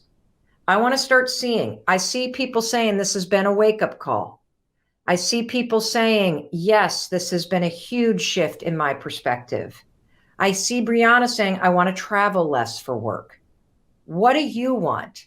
Kelly says she's had a mental switch. Kelly, what has this pandemic given you in terms of the gift? Heather's saying, I want to ask myself, what do I really want to do? Kim says, I don't want to go back to the rat race. Brock says, I want to start the year excited about it. I see somebody saying, Larissa says a new business. Megan says, I want more boundaries. Tara says, I want to have more fun. What is it that you want to change, given the gift that this pandemic has given you in terms of shifting your perspective? Dinky says, value my friends and family. Jella says, take care of my mental health. Spend more time with family. What do you want to change, everybody? Seriously. What do you want to change about your life? Is it a relationship? Is it that you have had the time to take care of yourself in small ways and that's giving you greater control in your life? Do you want to change your job coming out of this? Do you want to launch a business coming out of this? Do you want to change your timeline for achieving your goals? Is there some project that you want to take on? Because what you're going to hear me say over and over again is that the single most important project you could ever work on is yourself. And the greatest gift that any challenge will ever give you is a perspective shift and the realization that you can face hard things, that you can survive hard things, and that in learning more deeply about yourself and about what you value through the challenges in life, you are going to be handed a moment where you can make a decision. You hear me say all the time, you're one decision away from a different life. Changing your life does not take motivation. Motivation is garbage. Changing your life takes discipline. The discipline to make a decision to change. You see, you need 3 things if you want to come out of this pandemic and truly change your life for the better. So many of you do not want to go back to the life that you were living. You see something greater for you. And what you're going to need in order to make that shift is you need clarity. You need the clarity to write the change down. And I want you to start right now. What in the comments? Let's get really clear. Terry wants to come out of this a healthier and better person. What is the clarity? Tell me the change that you want to make coming out of this. You got to have the clarity to write it down. That's number 1. The second thing that you got to have in order to make a change happen is you've got to learn the skill of confidence, which is the ability to try something when you don't feel ready. You may not know how to do this change. I see advocate for myself. I see more physical movement. I see I want to change my job. I want to start a business. I want to earn more money. I want to travel less. I want my work to have meaning. I want to get out of an abusive relationship. I want to help people in need. I want to make sure that I continue to keep the promises that I've been keeping, getting up on time, working out every day, working on my relationship. This is fantastic because you're having a moment of clarity. And when you start to write it down, you are starting to develop the confidence and the knowing that you deserve to have this change happen. And then finally, what do you need in order to really change your life? Because it's not motivation, everybody, it's discipline. Discipline to make small promises, keep small promises, discipline to take small actions when you feel afraid, the discipline to find the courage to push yourself forward when you don't know how. That's how you change your life. Just those 3 things: clarity, confidence, courage. That's all you need. And that's why you got me in your life, because I'm here to push you. I'm here to encourage you. And I love seeing what you want to change. That, oh, I see you need help building confidence. No problem. I got you covered. Because confidence isn't something that you feel. Confidence is a skill. Confidence is the willingness to try, because it's through the act of trying, through the act of simply writing down what's the change that you want to make right there in the comments. Just writing it down and trying out writing what that feels like, that's going to show you that you have the ability to start to express the things that you want. And that's the first step, to claim these things that you think about. So for those of you, more than 100 of you, who have written to me in the last week and who have said, I've had a huge perspective shift thanks to this pandemic. And there are some major changes I want to make in my life. I want to start a women's group. I want to end this relationship that I'm in. I want to stop bashing myself all the time. I want to launch that business I've been talking about. All of the things that you've put on hold. Now is the time to change. So many of you asked me, is it the right time to change your job after a pandemic like this? Absolutely. Because if you don't hear the clarity that's inside you, if you don't quiet the noise and tune in to hear, if your instincts, if your wisdom, if your knowing, if inside of you, you hear yourself saying, I got to get a new job. I got to get out of this relationship. I don't want to live where I live anymore. I want to be near the water. I want to be in the mountains. I want to be out of the city. You have to tune into that stuff. And then it's about confidence and courage to take action. That's it. I've only recently kind of stumbled into, as I've been digging into more research around the science of confidence and the skill of confidence. Because a lot of people think that confidence is a personality trait. It's not. It's actually a skill that you build through action. And a lot of people think confidence is a state of belief. It can be, but that's not where it begins. And so I say that confidence is the willingness to try. That's all that it is. Knowing that you may succeed or survive, but you'll still try. And to me, all those people that we admire most, that's what they're doing. They have the ability to tune into those instincts that are true for them. Because the fact is, there's only one you. That's it. And you matter because there's only one you, and there's only ever going to be one you. And your instincts and your experiences and your inner wisdom is a gift to the world. And every time that you tune it out because of the habit of hesitating or the habit of self-doubt or the habit of worrying or the habit of overthinking, you are robbing the world of that gift that you have to give to everybody. And you can use this simple, stupid, silly tool to train yourself to not only hear it, but also to develop the skill of courage to act on it. Powerful. And is there any area of your life where you feel like you lack courage still? I'll admit it's kind of easy. I think we all kind of go through those moments where you feel like you're behind. And I think social media is both an incredible tool, and it can also be one of those triggers that makes you feel like, look at how many followers this guy has. And I'm like so tiny compared to this guy right here. Like, it's easy to use technology and social media not for inspiration, but actually as a way to bash yourself that you're not doing what other people are doing. Comparison or whatever. Yes. And so I think that I use the rule a lot for patience. I notice that my insecurity rises up because right now, look, I did a ridiculous number of speeches last year. I travel way too much. I don't want my life to look like that. It's a champagne problem. I get it. Yeah. But I also have 3 kids and a marriage that I love, and I really feel depleted when I'm not with them. And so I'm practicing patience as I make an intentional pivot in the kind of business that I'm running so that I have more of a life that I want as well. Yeah. So that's one area. I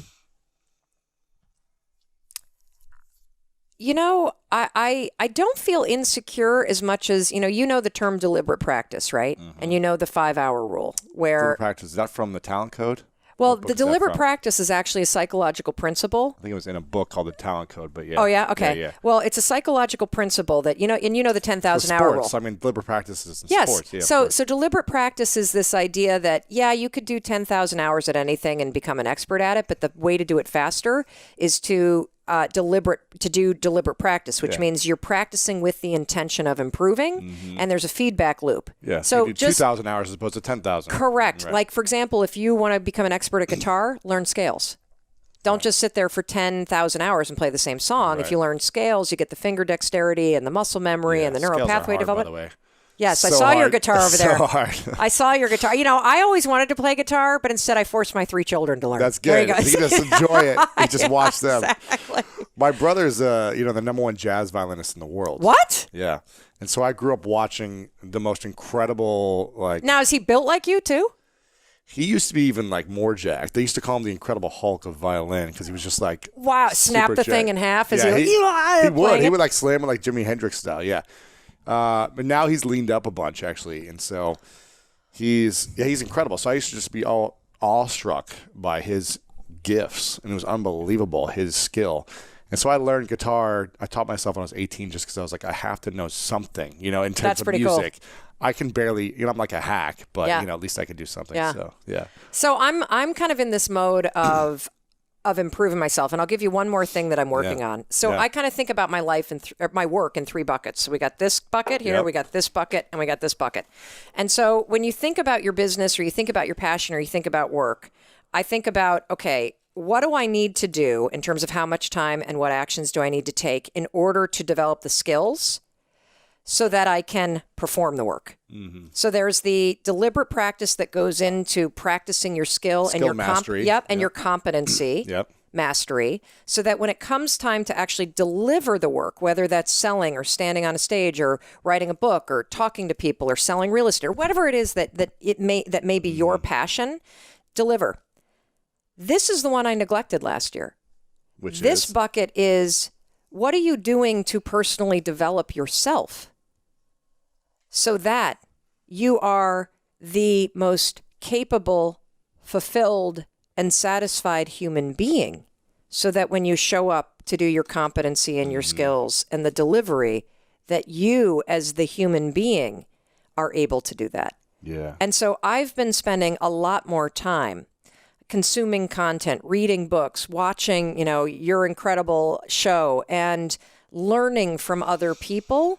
And I think that one of the traps that we entrepreneurs get into is I was feeling last year anyway, like I was on a treadmill, and when I wasn't looking, somebody was coming by and turning up the speed. Sure. And I was only in this alley. And increasing the hills, the bike, whatever. Yes. Yes. And if you're my age, you need like a diaper when somebody does that. You're on a treadmill and a leash to The keep you incline, attached to it. yes. Exactly. So I've been focusing a lot on this, and it's been interesting because you and I were talking earlier too about you going to India and some of the stuff that you learned in terms of the different states to be in. And I use one where I pay attention to where I'm feeling depleted versus where I'm energized. And here's the thing. You can be doing things that are really hard that energize you. You can be doing things that are really scary that energize you. The same is true with things that deplete you. There are things in your life that are really easy for you. There are people that you hang out with, by the way, that you've been hanging out with for years, but they deplete you. And so I've been starting to become more deliberate about how I distance myself from things that deplete me, and how I spend more time and energy either doing or pushing myself to do those things that actually energize me. And this gets back to your message around passion, right? And that, the art and the skill of building a life that is guided by the things that you're passionate about. Yeah, that's great. This is kind of my brand of advice. It's got to be incredibly stupid on the surface. Yeah. It's got to be so simple. It's really implausible that it works. And once you start unpacking it, it has to have a crazy bananas amount of scientific proof and real life proof in people's lives to prove why it works. Okay. So I'll tell you the story first behind the high five habit, because I did not set out and go like, oh, okay, I've written the 5-second rule book. I need to come up with another 5. I have been toiling away with what book to write for nearly 5 years. Yes. So it's been 5 years since I've had a book in print. And I had this random morning where there's a lot going on in my life. I'm not going to get into it because it's a boring story, but I was just having a really hard time in my life. And I woke up, got out of bed, I made my bed like I always do. I walked into the bathroom, I'm standing there brushing my teeth, and I catch my reflection in the mirror. And my first thought is, God, you look like hell. Seriously. Yeah. And I know women in particular can relate to this, but what a lot of people don't realize is you guys are incredibly hard on yourselves too. And so as I go, God, you look like hell, I start then cataloging all of the things that are wrong with my appearance. I'm like, your gray hair is coming in, you've got stripes on your neck, one of your boobs is lower than the other, you know, you look exhausted. And then as soon as you have a negative thought or a self-criticism, it's sort of like lint in a dryer. Once you start collecting it, it just keeps on collecting it. So now I'm thinking not about how horrible I look or how tired I look. Now I start thinking about all the stuff I need to do. I start going, oh my gosh, I got up a little too late and I've got a Zoom call in 8 minutes. I don't even have a bra on yet. The dog needs to be walked. And I could feel my energy going down. Like I just felt the weight of the world on my shoulders.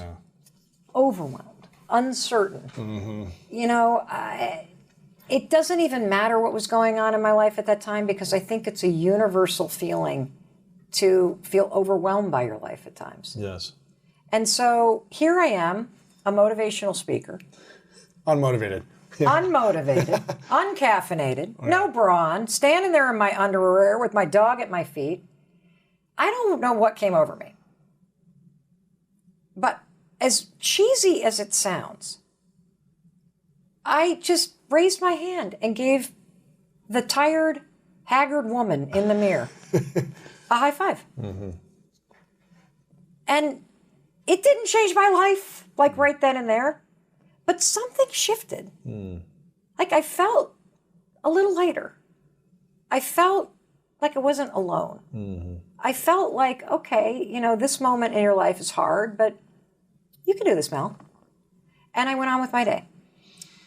So the second day, I woke up, and this is when things started to really kind of churn in my mind. The first thing that I noticed was this. So I wake up, Lewis, and I make my bed. And I realized I was looking forward to that moment in the mirror where I was going to see myself. Now, look, I'm 52 years old. I will probably have a hot flash during the middle of this interview at some point. I'm a lot older than you. Just don't eat lobster. Yeah, oh, yeah, I know. I had a really allergic reaction the last time we were together. Wow. But I have spent the first 45 years of my life either criticizing the woman in the mirror or ignoring her. And this was the first time that I could remember that I was actually looking forward to seeing myself. Sort of like, you know, when I was coming here today, you and I are very good friends. As I was walking into the building, I'm feeling excited to see you. And it wasn't like I was feeling excited to see myself. Like, I'm not like, yeah, because I got a lot of crap going on in my life. But I felt a little bit like I'm about to see a friend. And so that second morning, I high-fived myself again. And again, I feel something shift. I feel just a little lightness in the mood, and I go on with my day. So the third morning, I do it again. And again, like lightness. And so I keep doing it. A couple weeks go by. And now I'm starting to feel a little bit of momentum. And I'm really enjoying it. I have no idea what the hell is going on. I haven't even done this in front of my husband, Chris, yet, because let's be honest. Standing in front of a mirror. High-fiving yourself. Yeah, like, come on, how pathetic does it get? You're like, is your life that bad? So I snap a photo of myself. I've got my retainer in. I got bed head. Like, I'm not looking glamorous. I did not expect this to be the photo that would ignite a movement. And within an hour, I posted on my story on Instagram. Within an hour, at least 100 people tagged me. All over the world. People high-fiving the mirror with their kids, people on a submarine high-fiving it in the military, people MMA, like just, and I thought, okay, wait a minute. Maybe I'm not the only one that needs a little boost in the morning. Maybe I'm not the only one who feels alone. Maybe I'm not the only one that is missing a sense of encouragement and control and confidence in an overwhelming moment in my life. Maybe there's something here. And then the messages started to come in. Whoa, Mel, like I have been using this for 5 days. This woman wrote to us, Lewis. She's had body dysmorphia for 20 years. Has not been able to look at herself in the mirror. 5 days of doing this high five. And she said, I can look at myself and I even see beyond the body. I see the person. And I can grin. We had a woman who wrote to us who said that she was in a domestic violence shelter. She had escaped a very abusive relationship. She had seen me talking at our friend Jamie Kern Lima's event. She started doing the high five thing. She DMs us and she says that, you know, I have childhood trauma.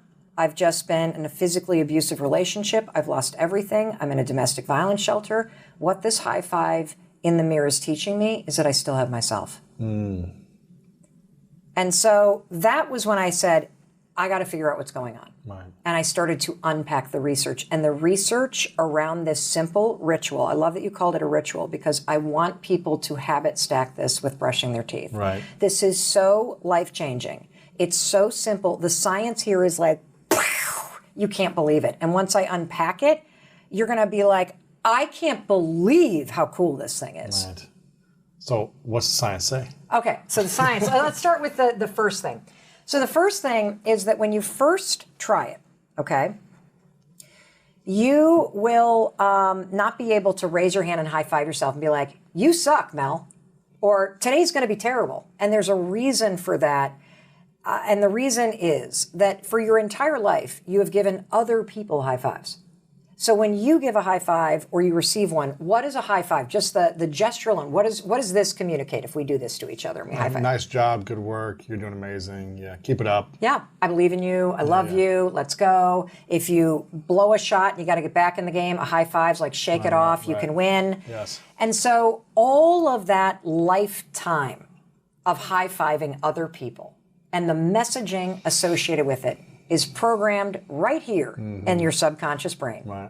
There's a field of study called neurobics, which is about... Neurobics. I know, I didn't make that up. Interesting. It's interesting. Physical movement plus new neurological activity. When you marry an unexpected physical movement with new neurological activity, it's the fastest way to forge new neural pathways in your brain. Okay. Okay?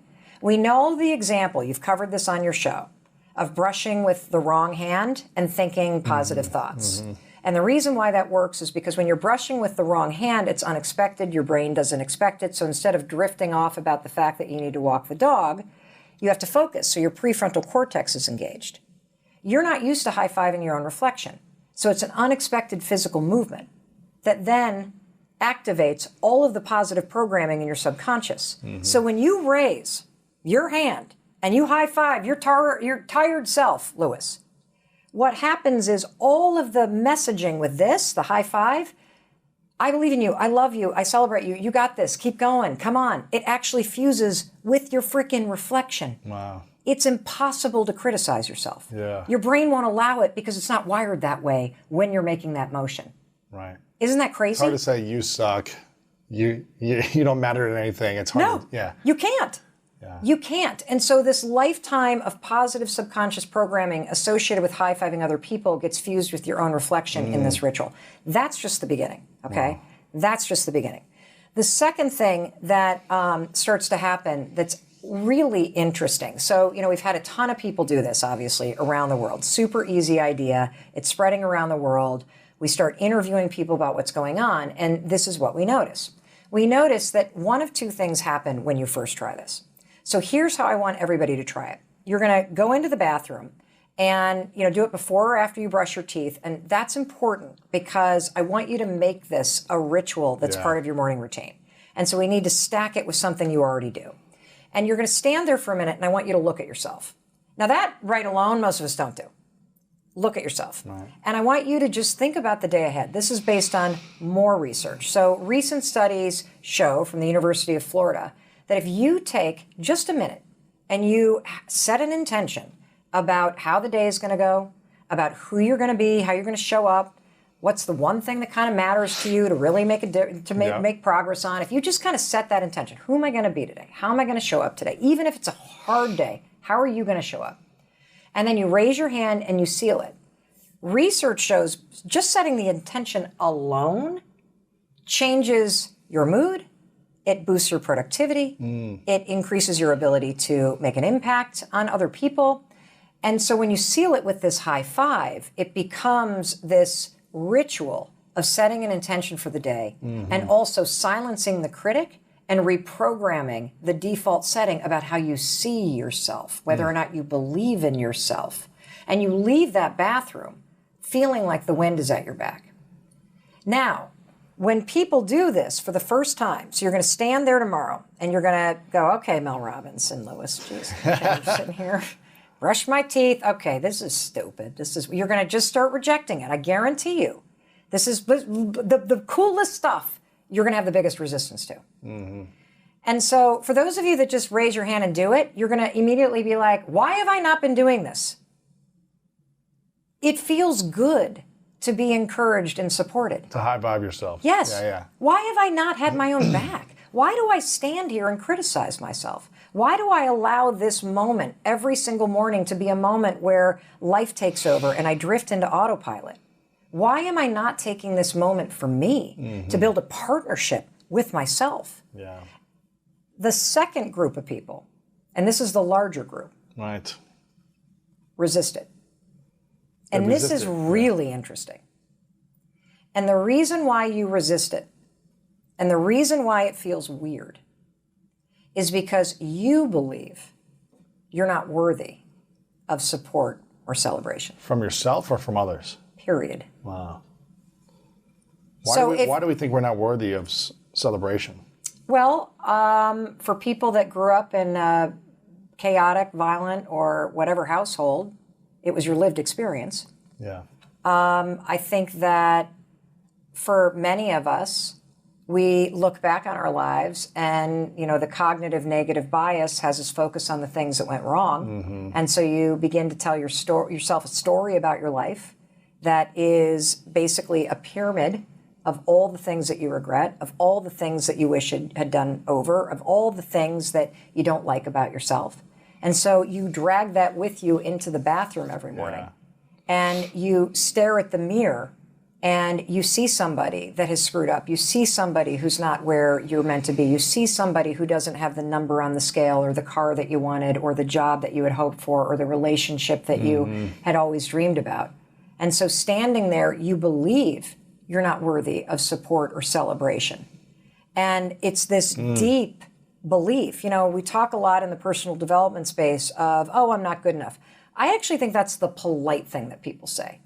I believe that people have a much more horrible way of talking to themselves. Like what? I can't say it on TV, but I can say it on the internet. I'm a piece of shit. Yeah. I'm worthless. No one will ever love me. I screwed up my life. I'm a failure. I'll never amount to anything. Mm-hmm. It's too late. I'm a bad person. I think people actually say this to themselves. Yeah. And they say it over and over again. Yes. Daily. Yes. And just like ruts on a dirt road, it starts to wear in your brain and it becomes the familiar path. And so you stand in front of the mirror and, I'm telling you, raise your hand and let all that positive programming you've given to everybody else. We are amazing at celebrating everybody else. We cheer for our favorite sports teams. We buy tickets to, our favorite musicians. We throw birthday parties for people. We take on extra work for our colleagues. We help our family members out and our friends out. But when it comes to supporting ourselves, we don't know how to do it. No. In fact, there's a lot of people that think it's selfish to put yourself first or that you're arrogant if you're due. Right. I'm here to tell you it is essential to your well-being, to your fulfillment, to your happiness, all of it. So if you're feeling resistance, you're either going to feel it because you already have a deep story that you don't deserve it because of your track record, your past, because of what's happening in your life. Or you're going to feel resistance because you have been trained to believe that you only deserve that kind of stuff when you're winning. Like if I don't have that car, I don't get the high five. If I didn't get that promotion, I didn't deserve it. If I am not in a loving relationship, I don't deserve to be celebrated because I'm not actually achieving or doing the things that warrant that. I'm here to tell you, I'm on a mission to make every human being realize that if you wake up in the morning and you're breathing and you're standing in front of that mirror and you have survived the stuff you have survived and you are still waking up and trying to do better, you not only deserve a high five, you need it. Because what we also know based on the research is that empowerment, support, kindness, love, celebration It is the single most motivating force on the planet. Tough love is a bunch of baloney.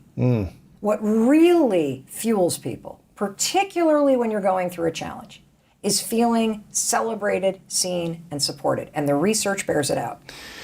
Yeah, I can think of the times when I was with on sports teams where I had great, loving, encouraging coaches. It made me want to work harder from a more energized place, an abundant energy. But when I had the coaches that would just degrade you and put you down and call you names in front of your teammates and make you feel bad, it would drive me to try to be better, but it was always like harder.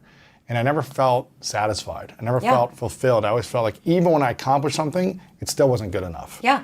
And then I repeat that pattern. Like, okay, I'm going to accomplish, but it's not enough to feel loved. And so let me keep accomplishing in order to feel loved, but I still don't love myself because it's not good enough. Yeah. So let me go for the next thing. Yeah, exactly. It's funny because I have a photo on my phone that my my therapist told me to do this exercise in like 8 months ago, which was a strategy for me to reclaim the love for myself. So I have a photo of my childhood self. I don't know if people can see this on YouTube. Cute you are. But a photo of me, this is probably when I was like 5 or 6, maybe I was 7. But something that I've tried to do and really been integrating in my life is to reconnect with the child where I felt like I stopped loving myself. Okay, so let's talk about this right now. Yeah. You ready? So let me talk about this image. So let's talk about the Lewis this age. Right. Standing in front of a mirror. Yeah. And what I do is I stand in front of myself as a child. I imagine myself, but to do it, imagine looking at the mirror as yourself. Yes. Yeah. Well, what I'm trying to say is when you were this age and you stood in front of the mirror, you had a totally different relationship with yourself because you still loved yourself. Yeah. You still thought that you were a great kid and you wanted all the things that the adult Lewis wants. Right. You want to feel loved. You want to feel seen. You want to feel heard. You want to feel like you matter. And you, in seeing yourself when you were this age, felt those things for yourself. Yeah, absolutely. And somewhere along the way, you lost Correct. it. Yeah, yeah. And so what I'm trying to say is that when you stand in front of this mirror, exactly what Lewis is talking about, when you've got coaches that scream at you and degrade you and you know, sure, it makes you run faster, but it leaves its mark. It does. It leaves its mark. And so there's research. So let me talk about why this is so motivating, particularly because so many of your audience love sports, right? So they did a study where they looked at NBA teams. And what they wanted to take a look at was, does fist bumps, backpack, some high fives make a difference in a team winning? Touch, right? Didn't they do like a 2020 special or something? I don't know, but if they did, I need to watch it. Yeah. But so like the power of touch, but I think it's deeper. It's the power of encouragement. Interesting. And so what they found is that in the study, at least in the years that they looked at, you could take a look at the teams that made it to the championships in the NBA, go all the way back to the preseason, and those were the teams that had the most number of fist bumps and back pats and high fives. Yep. Wow. And the same was true about the teams that were the lowest in the league at the end of the season. They had the least amount of fist bumps, high fives, and touch. Why? So they're the least encouraging. Correct. Those sorts of gestures build trust and partnership. I'm telling you, when you stand in front of a mirror and ignore yourself, you're like the losing NBA team. Interesting. Selfish, on your own, isolated. You're not in partnership with the person you're staring at in the mirror. You don't have your own back because you're ignoring yourself. Yes. There's another study, and this one is, I think, even more powerful. So they did this study where they wanted to know what's the most motivating thing to help somebody get through a really big challenge. The researchers divide kids into 3 groups, right? And they gave each of the groups of kids very challenging problems to work through. And they wanted to measure, okay, how resilient, how long would they work, what were their attitudes like? And then they measured it based on, well, what form of praise or support are we going to give each one of these groups? And let's see what's the most empowering. Interesting. First group gets what we know to be the fixed mindset stuff. The praise was all verbal praise, and it was simply about a trait. Lewis, you are so smart. Lewis, you are a super student, praising something that is just sort of a compliment about you. The second group of students working on a challenging problem got praise based on work ethic, so something in their control. Oh, Lewis, you're working so hard. Lewis, you got such good perseverance. Lewis, you're really like just grinding away over there. Good job. Those guys did better than Lewis, you're smart. Lewis, hardworking, better. The third group, the researchers simply walked up, did not say a word, and high-fived the kid. Really? That's it. That's it. That group, literally, exponentially, more motivated, worked longer, worked through more challenging problems. Now, here's the big question. Why? Why would a simple high five with no verbal praise be more empowering and motivating and inspiring and develop more resilience and confidence and motivation inside somebody? And the reason why is this. A high five affirms your deepest fundamental needs. It's not just a gesture. When you high five somebody, particularly somebody who has either blown the free throw shot or is working on something difficult or going through a really hard time, when you high five them, you're saying, I see you. When you high five them during a challenge, you actually are acknowledging, I know this is hard. So the person feels heard. And because it's one-to-one, and you have to be really intentional. Like if you and I go to high five, like we have to focus on it. That was a good one. That was good. If you miss it, what do? You got to do it again. Correct. So there's an intentionality behind it, and that makes you feel like you're being affirmed as a unique individual. Interesting. And so all of those things are in that one gesture. Now, it goes even more. So there's even more here. So I was talking to our buddy, Dr. Daniel Amen, right? And so one of the world's leading experts on brains. He's got like 60,000 brain scans. I think it's like 120,000. Oh, is it at this point? Something crazy, yeah. So he was so excited about the high five habit. He completely geeked out. He's like, oh my gosh, yes, yes, yes. He's like, yes, neurobics. Yes, yes, yes, yes, yes, yes. So he said, let me tell you what else is going on, Mel. And I'm like, really? There's more? He said, yeah. He said, you know how when you do it, you said you felt like a little kind of boost in your mood. He said, well, there are two things going on there. He said, first of all, when you cross a finish line in a race, what do? Put your hands up. Yeah. What do you do when your favorite team scores? High-five someone. Yeah, you high-five somebody. What do you do at a musical concert? Yay! What do? You're raising your hand in celebration when you high-five somebody or fist bump them or put your arm around them. That raised arm gesture in a positive sense triggers your nervous system to tingle with celebration. It's the energy of celebration, even if you're going through something difficult. And even more, you get a dopamine drip when you do this. And so part of the reason why you feel this kind of shift in your mood and you feel a little bit of like, oh, okay, I can face this, I can do this, I got this, is because of the dopamine, it's because of the nervous system, and it's because of all of this positive programming associated with that gesture. Isn't that crazy? That's powerful. It's powerful. I mean, so what does someone do, though, if they just constantly have the negative self-talk in their mind that they're no good? Do they go in front of the mirror, every 10 minutes and do this? No. Or is there another strategy behind the negative self-talk? Well, okay. So first things first, definitely make this high five in the mirror a habit, okay? So start practicing it. Give it 5 to 10 days and start to see what happens.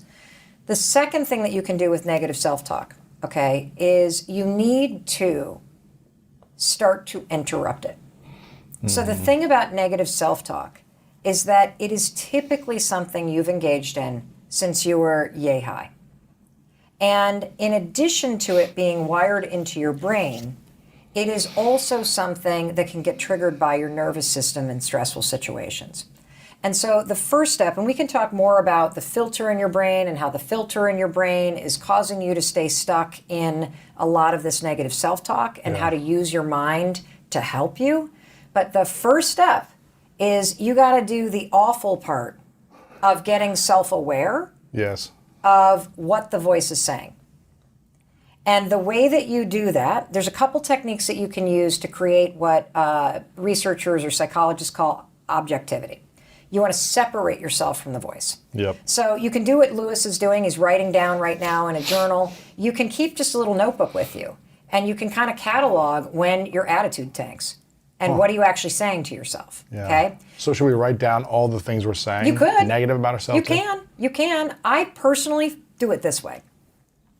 I start to notice when I feel down, or I start to notice when my energy drops. And then I tune into what I'm thinking about. And if it's negative, I go, Okay. 5, 4, 3, 2, 1. Yeah. I literally notice, oh, you're sitting there thinking you're a bad person again. Oh, you're sitting there thinking that somebody's mad at you again. Oh, you're sitting there thinking that you screw everything up again. Oh, you're sitting there thinking that that nothing ever works out for you. Oh, oh, you're sitting there thinking that you've blown it. Interesting. And then I go 5, 4, 3, 2, 1, and I go, I'm not thinking about that. That's the most basic technique to use, because what I want you to do, since this is like operating on autopilot, it's encoded right here. When you're not really thinking, this is what's running, kind of like the soundtrack of your life. When you just start to notice that you have a thought that's not helping you, you can't control that it popped up, but guess what you can do? You can smack it down. Yeah. And so I use the 5-second rule, which we've talked about a lot on your show. Count backwards, 5, 4, 3, 2, 1. The counting backwards awakens your prefrontal cortex. It gives you a moment of control. And then the way to build distance, Lewis, is say, I'm not thinking about that. And here's why. You're so used to thinking this way, I can't just say, stop thinking you're fat and start thinking that you love your body. Right. It's not going to happen. Yes. It's not going to happen. Right. So you've got to go, oh, there I am. I'm trashing the way that I look. I'm telling myself that I'm overweight. I look like shit. I'm hideous. Nobody's going to love me. Be like 5, 4, 3, 2, 1. I am not thinking about that. It's an act of defiance. See, I want you to go from these negative thought patterns to a more positive, empowering, high-five attitude. Because if you continue to live in, I'm fat, I'm unworthy, no one's going to love me, I've screwed up my life, that will be your life. Right. And the trick on this is, I'm not saying change your thoughts and unicorns appear. I'm saying change your thoughts so you stop the 24/7 beatdown. Yeah. And learn how to lift yourself up so that you can face the things that are going on in your life, and so that you can take the actions that you need to take to change your life. Because the reason why you're not changing is not because you're not capable. It's not because of the trauma or your past or anything else. It's because of the beatdown. That's why you're not changing. Yeah, it's draining. It's draining. It's demoralizing. It is, and by the way, if you constantly are like, I'm unlovable, I'm worthy, I'm this, I'm that, why on earth would you feel motivated, or do you think you deserve to change? If that's the thing in your mind. It doesn't work. And so pay attention. When you feel your energy go negative, be like, oh, okay, what am I, oh, whoa, that's disgusting. 5, 4, 3, I'm not thinking about that. You don't have to insert anything else. Let's just practice shutting it the hell up. Right. The second thing you can do is, once you kind of get good at interrupting it, I want you to name, like, let's turn it into a character. So I did this with our son Oakley when he was struggling pretty profoundly with anxiety when he was in the 5th grade. He named his anxiety Oliver. And then we asked him to describe Oliver. And Oliver was like this pimply-faced kid that, what is that, the Diary of the Wimpy Kid kind of bully-looking kid? And whenever the negative worries and stuff would come up, he would you could literally hear him go, Oliver, shut up. And it is the ability, what's happening when you name it and picture the person, is that you're able to detach yourself from that voice in your mind that's talking. Because that voice is typically a caregiver that either talked to you that way or talked to themselves that way, or some bully or some trauma experience or some nasty coach that beat this into your head. It's from somebody else. And so we want you to separate yourself so you can be like, oh, that's what Oliver sounds like. That's not actually how I want to talk to myself. Right. And so identifying it, interrupting it, and then you can get into the really incredible magic of rewiring your brain to work for you. Yeah, I think Ethan Kross, who's a psychologist out of the University of Michigan, has a book called Chatter, which is about all the different psychological strategies for eliminating the negative self-talk and improving the quality of your mind. And he says, start coaching yourself just like you would have a great coach coaching you. Have someone like a character in your mind coaching you, celebrating you with your self-talk to help you kind of shift out of that by interrupt it, then coach yourself. What would Lewis say to me? What would Mel say to me? Yeah, exactly. And here's the tricky part of this. So the tricky part of this is that I personally think most mantras are also complete garbage. And the reason why I say that is because you don't freaking believe them. Right. So if you think you're worthless, you're never going to be able to stand in front of a mirror and change your life by going, I'm worthy. Because your brain's like, No, you're not. No, you're not. We've been talking about this for your life. You're not worthy. You want me to show you something? So you have to interrupt it. And if you're going to try to replace it, what you need to do are two things. Number one, you have got to come up with, I should have called it pathetic mantra because it would have been easier to remember. In the book, I called it a meaningful mantra. We should just call it a pathetic mantra. You need to come up with something that's like, okay. You know, like if you're really like bad and you think you're a horrible person, like don't make your mantra, I'm amazing. Make your mantra like, I'm doing the best I can. Yeah. That's it. Like Something simple. yeah, you can believe that, right? You can believe, yeah, I'm trying. You know, I'm not meaning to screw up. I'm doing the best I can. Like that I believe. Yeah. And that's better than, boy, I'm the best in the world right now. yeah, no, you're never going to believe that. Yeah. Ever, ever, ever. Like, for example, if you struggle with health and weight and stuff, it's probably going to be hard for you to stand in front of a mirror and be like, I love my body, because you've been rejecting it. So instead, look at yourself in the mirror and use a meaningful mantra. I deserve to feel healthy. Right. And I'm going to treat myself in a way that proves it. Yeah. That's it. That's different. It's different because it's believable. The only other thing that will change the way that you think is behavioral activation therapy. So there's a lot of the tools in this book that are grounded as a baseline in the body of research around behavioral activation therapy, which I know you talk about all the time on the show, which is basically act like the person you want to become. Right. If you want to be more like Lewis, act like Lewis. Follow his morning routine. Take his advice. Interrupt the garbage, Oliver, in your head. 5, 4, 3. I'm not talking to you, Oliver. What would Lewis say to me? How would Lewis talk to Lewis? And start to act like the person you want to become, and something interesting happens. And this is why the high five works, by the way, because it is an action. You are acting like somebody who believes in and loves themselves. Yeah. That's why it works. Move into motion. Don't just think only, but Yes. move and act. So when you see yourself, you know, we always talk about positive morning routines. Let's talk about negative ones, okay? Because your negative patterns are the reason why you have horrible self-talk. Right. Like when I was in law school, I hated my life. My anxiety was out of control. I was out of control. I hated law school. And so my behavior actually reflected my state of mind.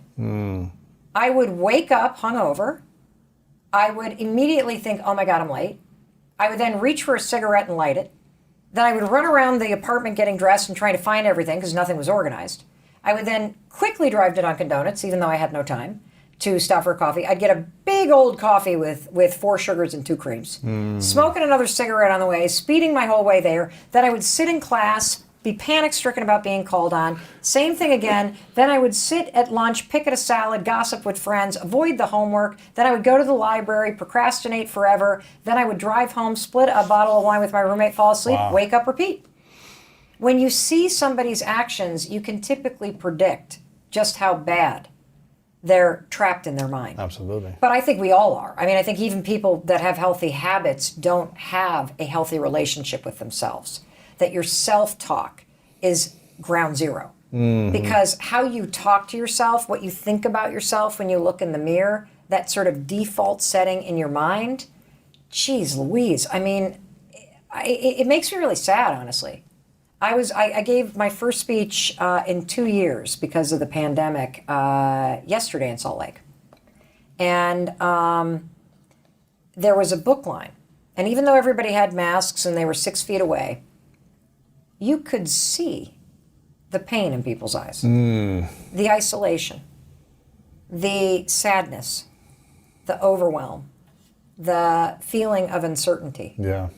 And I think that people are feeling way more uncertain and afraid than they're actually saying right now. That the sustained amount of change that we've been having to manage, it's too much. You know, it's a lot. And if you stand in front of the mirror and you can't see somebody that's worth supporting through this, you're just going to continue to go down. Because the one person that you spend your whole life with is you. Yes. And this is the relationship you need to be working on. Like you want to be loved, you better learn how to love yourself. You want to feel worthy, stop looking for it out there and treat yourself like you're worthy. How do you do that? Well, by pushing through the resistance and raising your, like if you can't freaking high five your reflection, Right. you can't do that. How the hell are you going to make things happen in your life if you don't think you are worthy of support and celebration, particularly when life is hard? Yeah, how you gonna believe that other people are going to do that for you as well? If you can't do it for yourself, why would other people? Well, actually, this is why people's relationships don't work out. Because you're looking outside yourself for the things you actually need. For validation. Correct. You are chasing people and seeking validation in romantic relationships. And that will end when you can stand in front of that mirror and validate yourself. When you build yourself up, when you support yourself, you show up totally differently for everybody else. When you know that you can have your own back, you're not going to be looking for the validation from your boss or your friends or all these other things. People have problems with boundaries because they can't look themselves in the eye. So how the hell are they going to look somebody else in the eye and say, actually, this doesn't work for me? One of the things that I learned in researching the book, The High Five Habit, which was freaking news to me, Chase, but once you have somebody unpack it, you're like, oh, shit. Well, that makes a lot of sense. It is research from a woman who was at UCLA for a long time, one of the leading neuroscientists in the world. She studies the brain and what it takes for the brain to learn, to change, to create. And one of the things that she discovered is the connection between your nervous system and your brain's ability to function as it's designed. And to just really dumb it down, mostly for myself, this is how I've boiled down what she talks about. So your nervous system trumps your brain.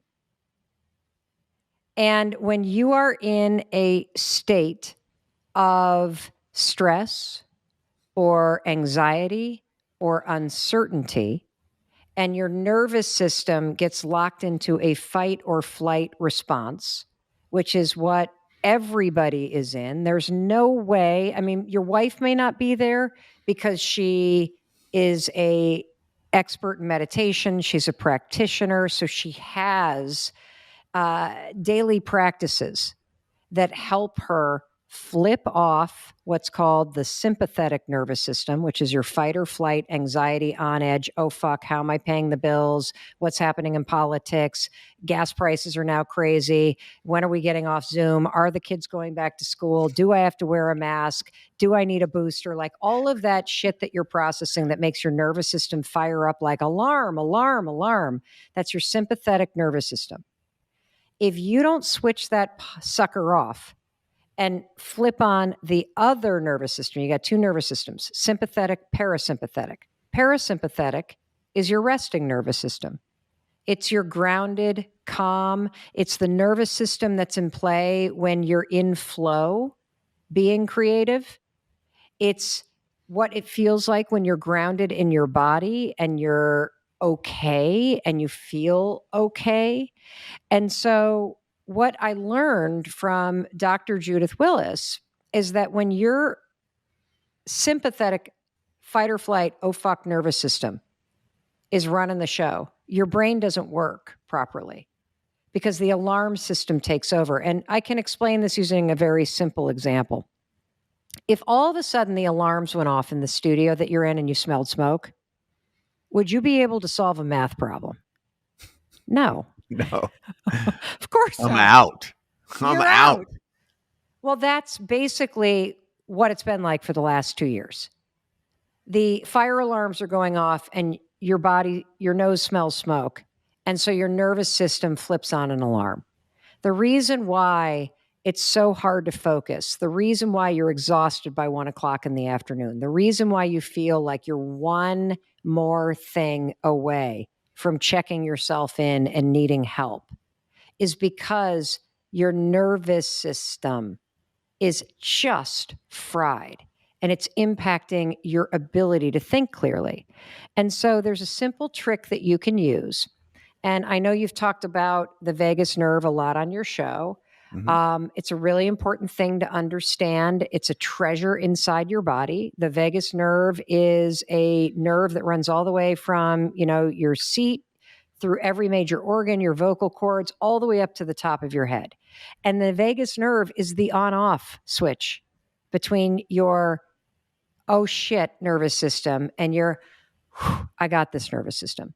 And so a simple thing that you can do, and I want everybody to do this at the beginning of their day. And the reason why I want you to do it at the beginning of your day is because I guarantee you, particularly because you're in business for yourself, you're waking up on edge.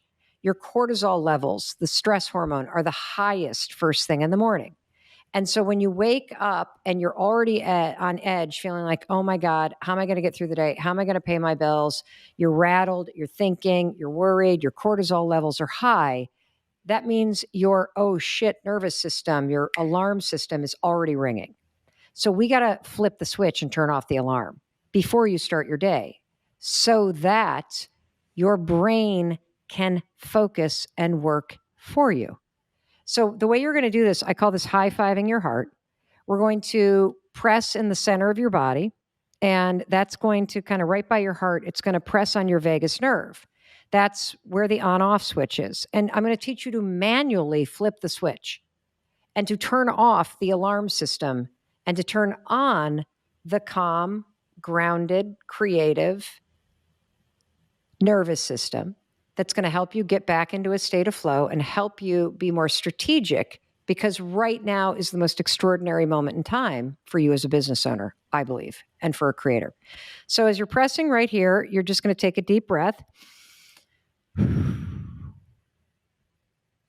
Go ahead. And now I want you to say these 3 sentences. I'm okay. I'm okay. I'm safe. I'm safe. I'm loved. I'm loved. That's it. And most mornings, I need to do it about 23 times. No, I'm serious. Like what I know, happens? but I love that about you though. Like you're like 23 times. Like no, like Well, you know when it's I know. when you can stop because you actually have a sensation of the rattle downregulation, settling, yeah. and you come back into your body. And I didn't realize until I learned how to turn off the alarm and turn on that cool rested state that my default for as long as I can remember, Chase, has been alarm mode. That I have been running so fast, mostly away from things, that I did not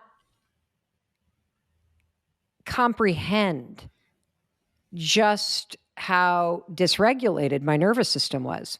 And, I think it's really challenging for creatives like you and me and everybody listening.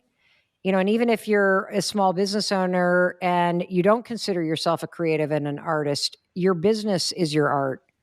And as a, small business owner, you're creating something. I didn't slowing down is terrifying when you're creative because there can be this manic, stressed out energy that's part of the creative process.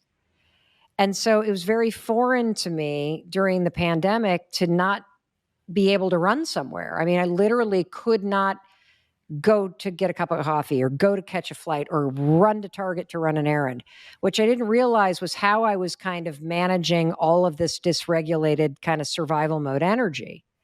But learning how to stand in that frenzy, put my hands on my heart and bring myself back into my body so that I could leverage the intense and incredible power of my brain and be strategic instead of reactive and be confident instead of chaotic.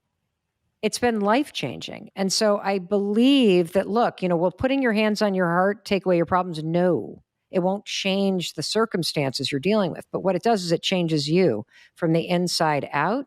and changes your ability to be calm and to be confident and to be clear-minded and intentional about how you face those things.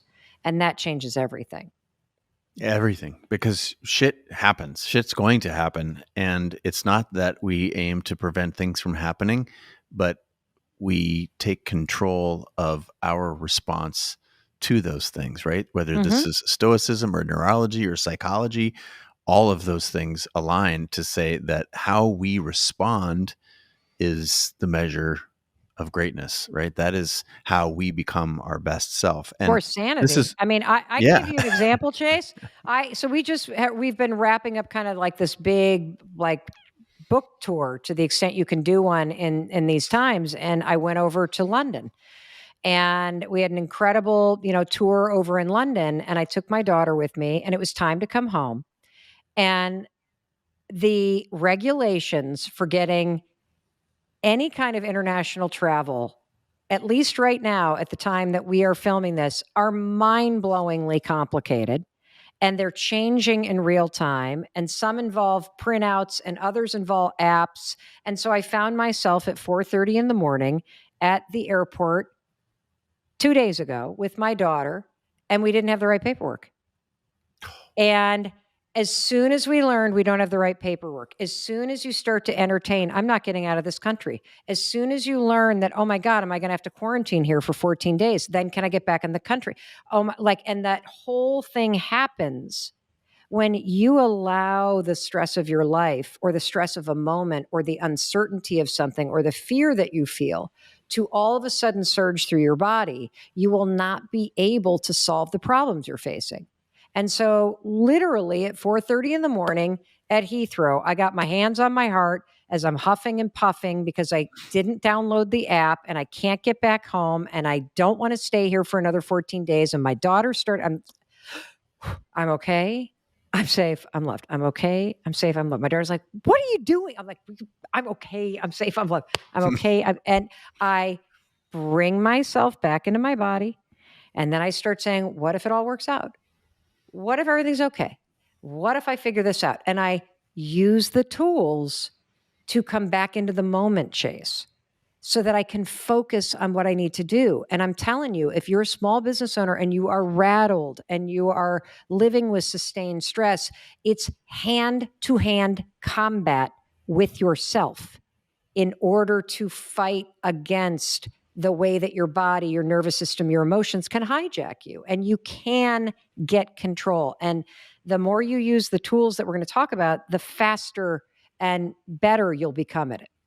Hey, it's Mel. Thank you so much for being here. If you enjoyed that video, by God, please subscribe because I don't want you to miss a thing. Thank you so much for being here. We've got so much amazing stuff coming.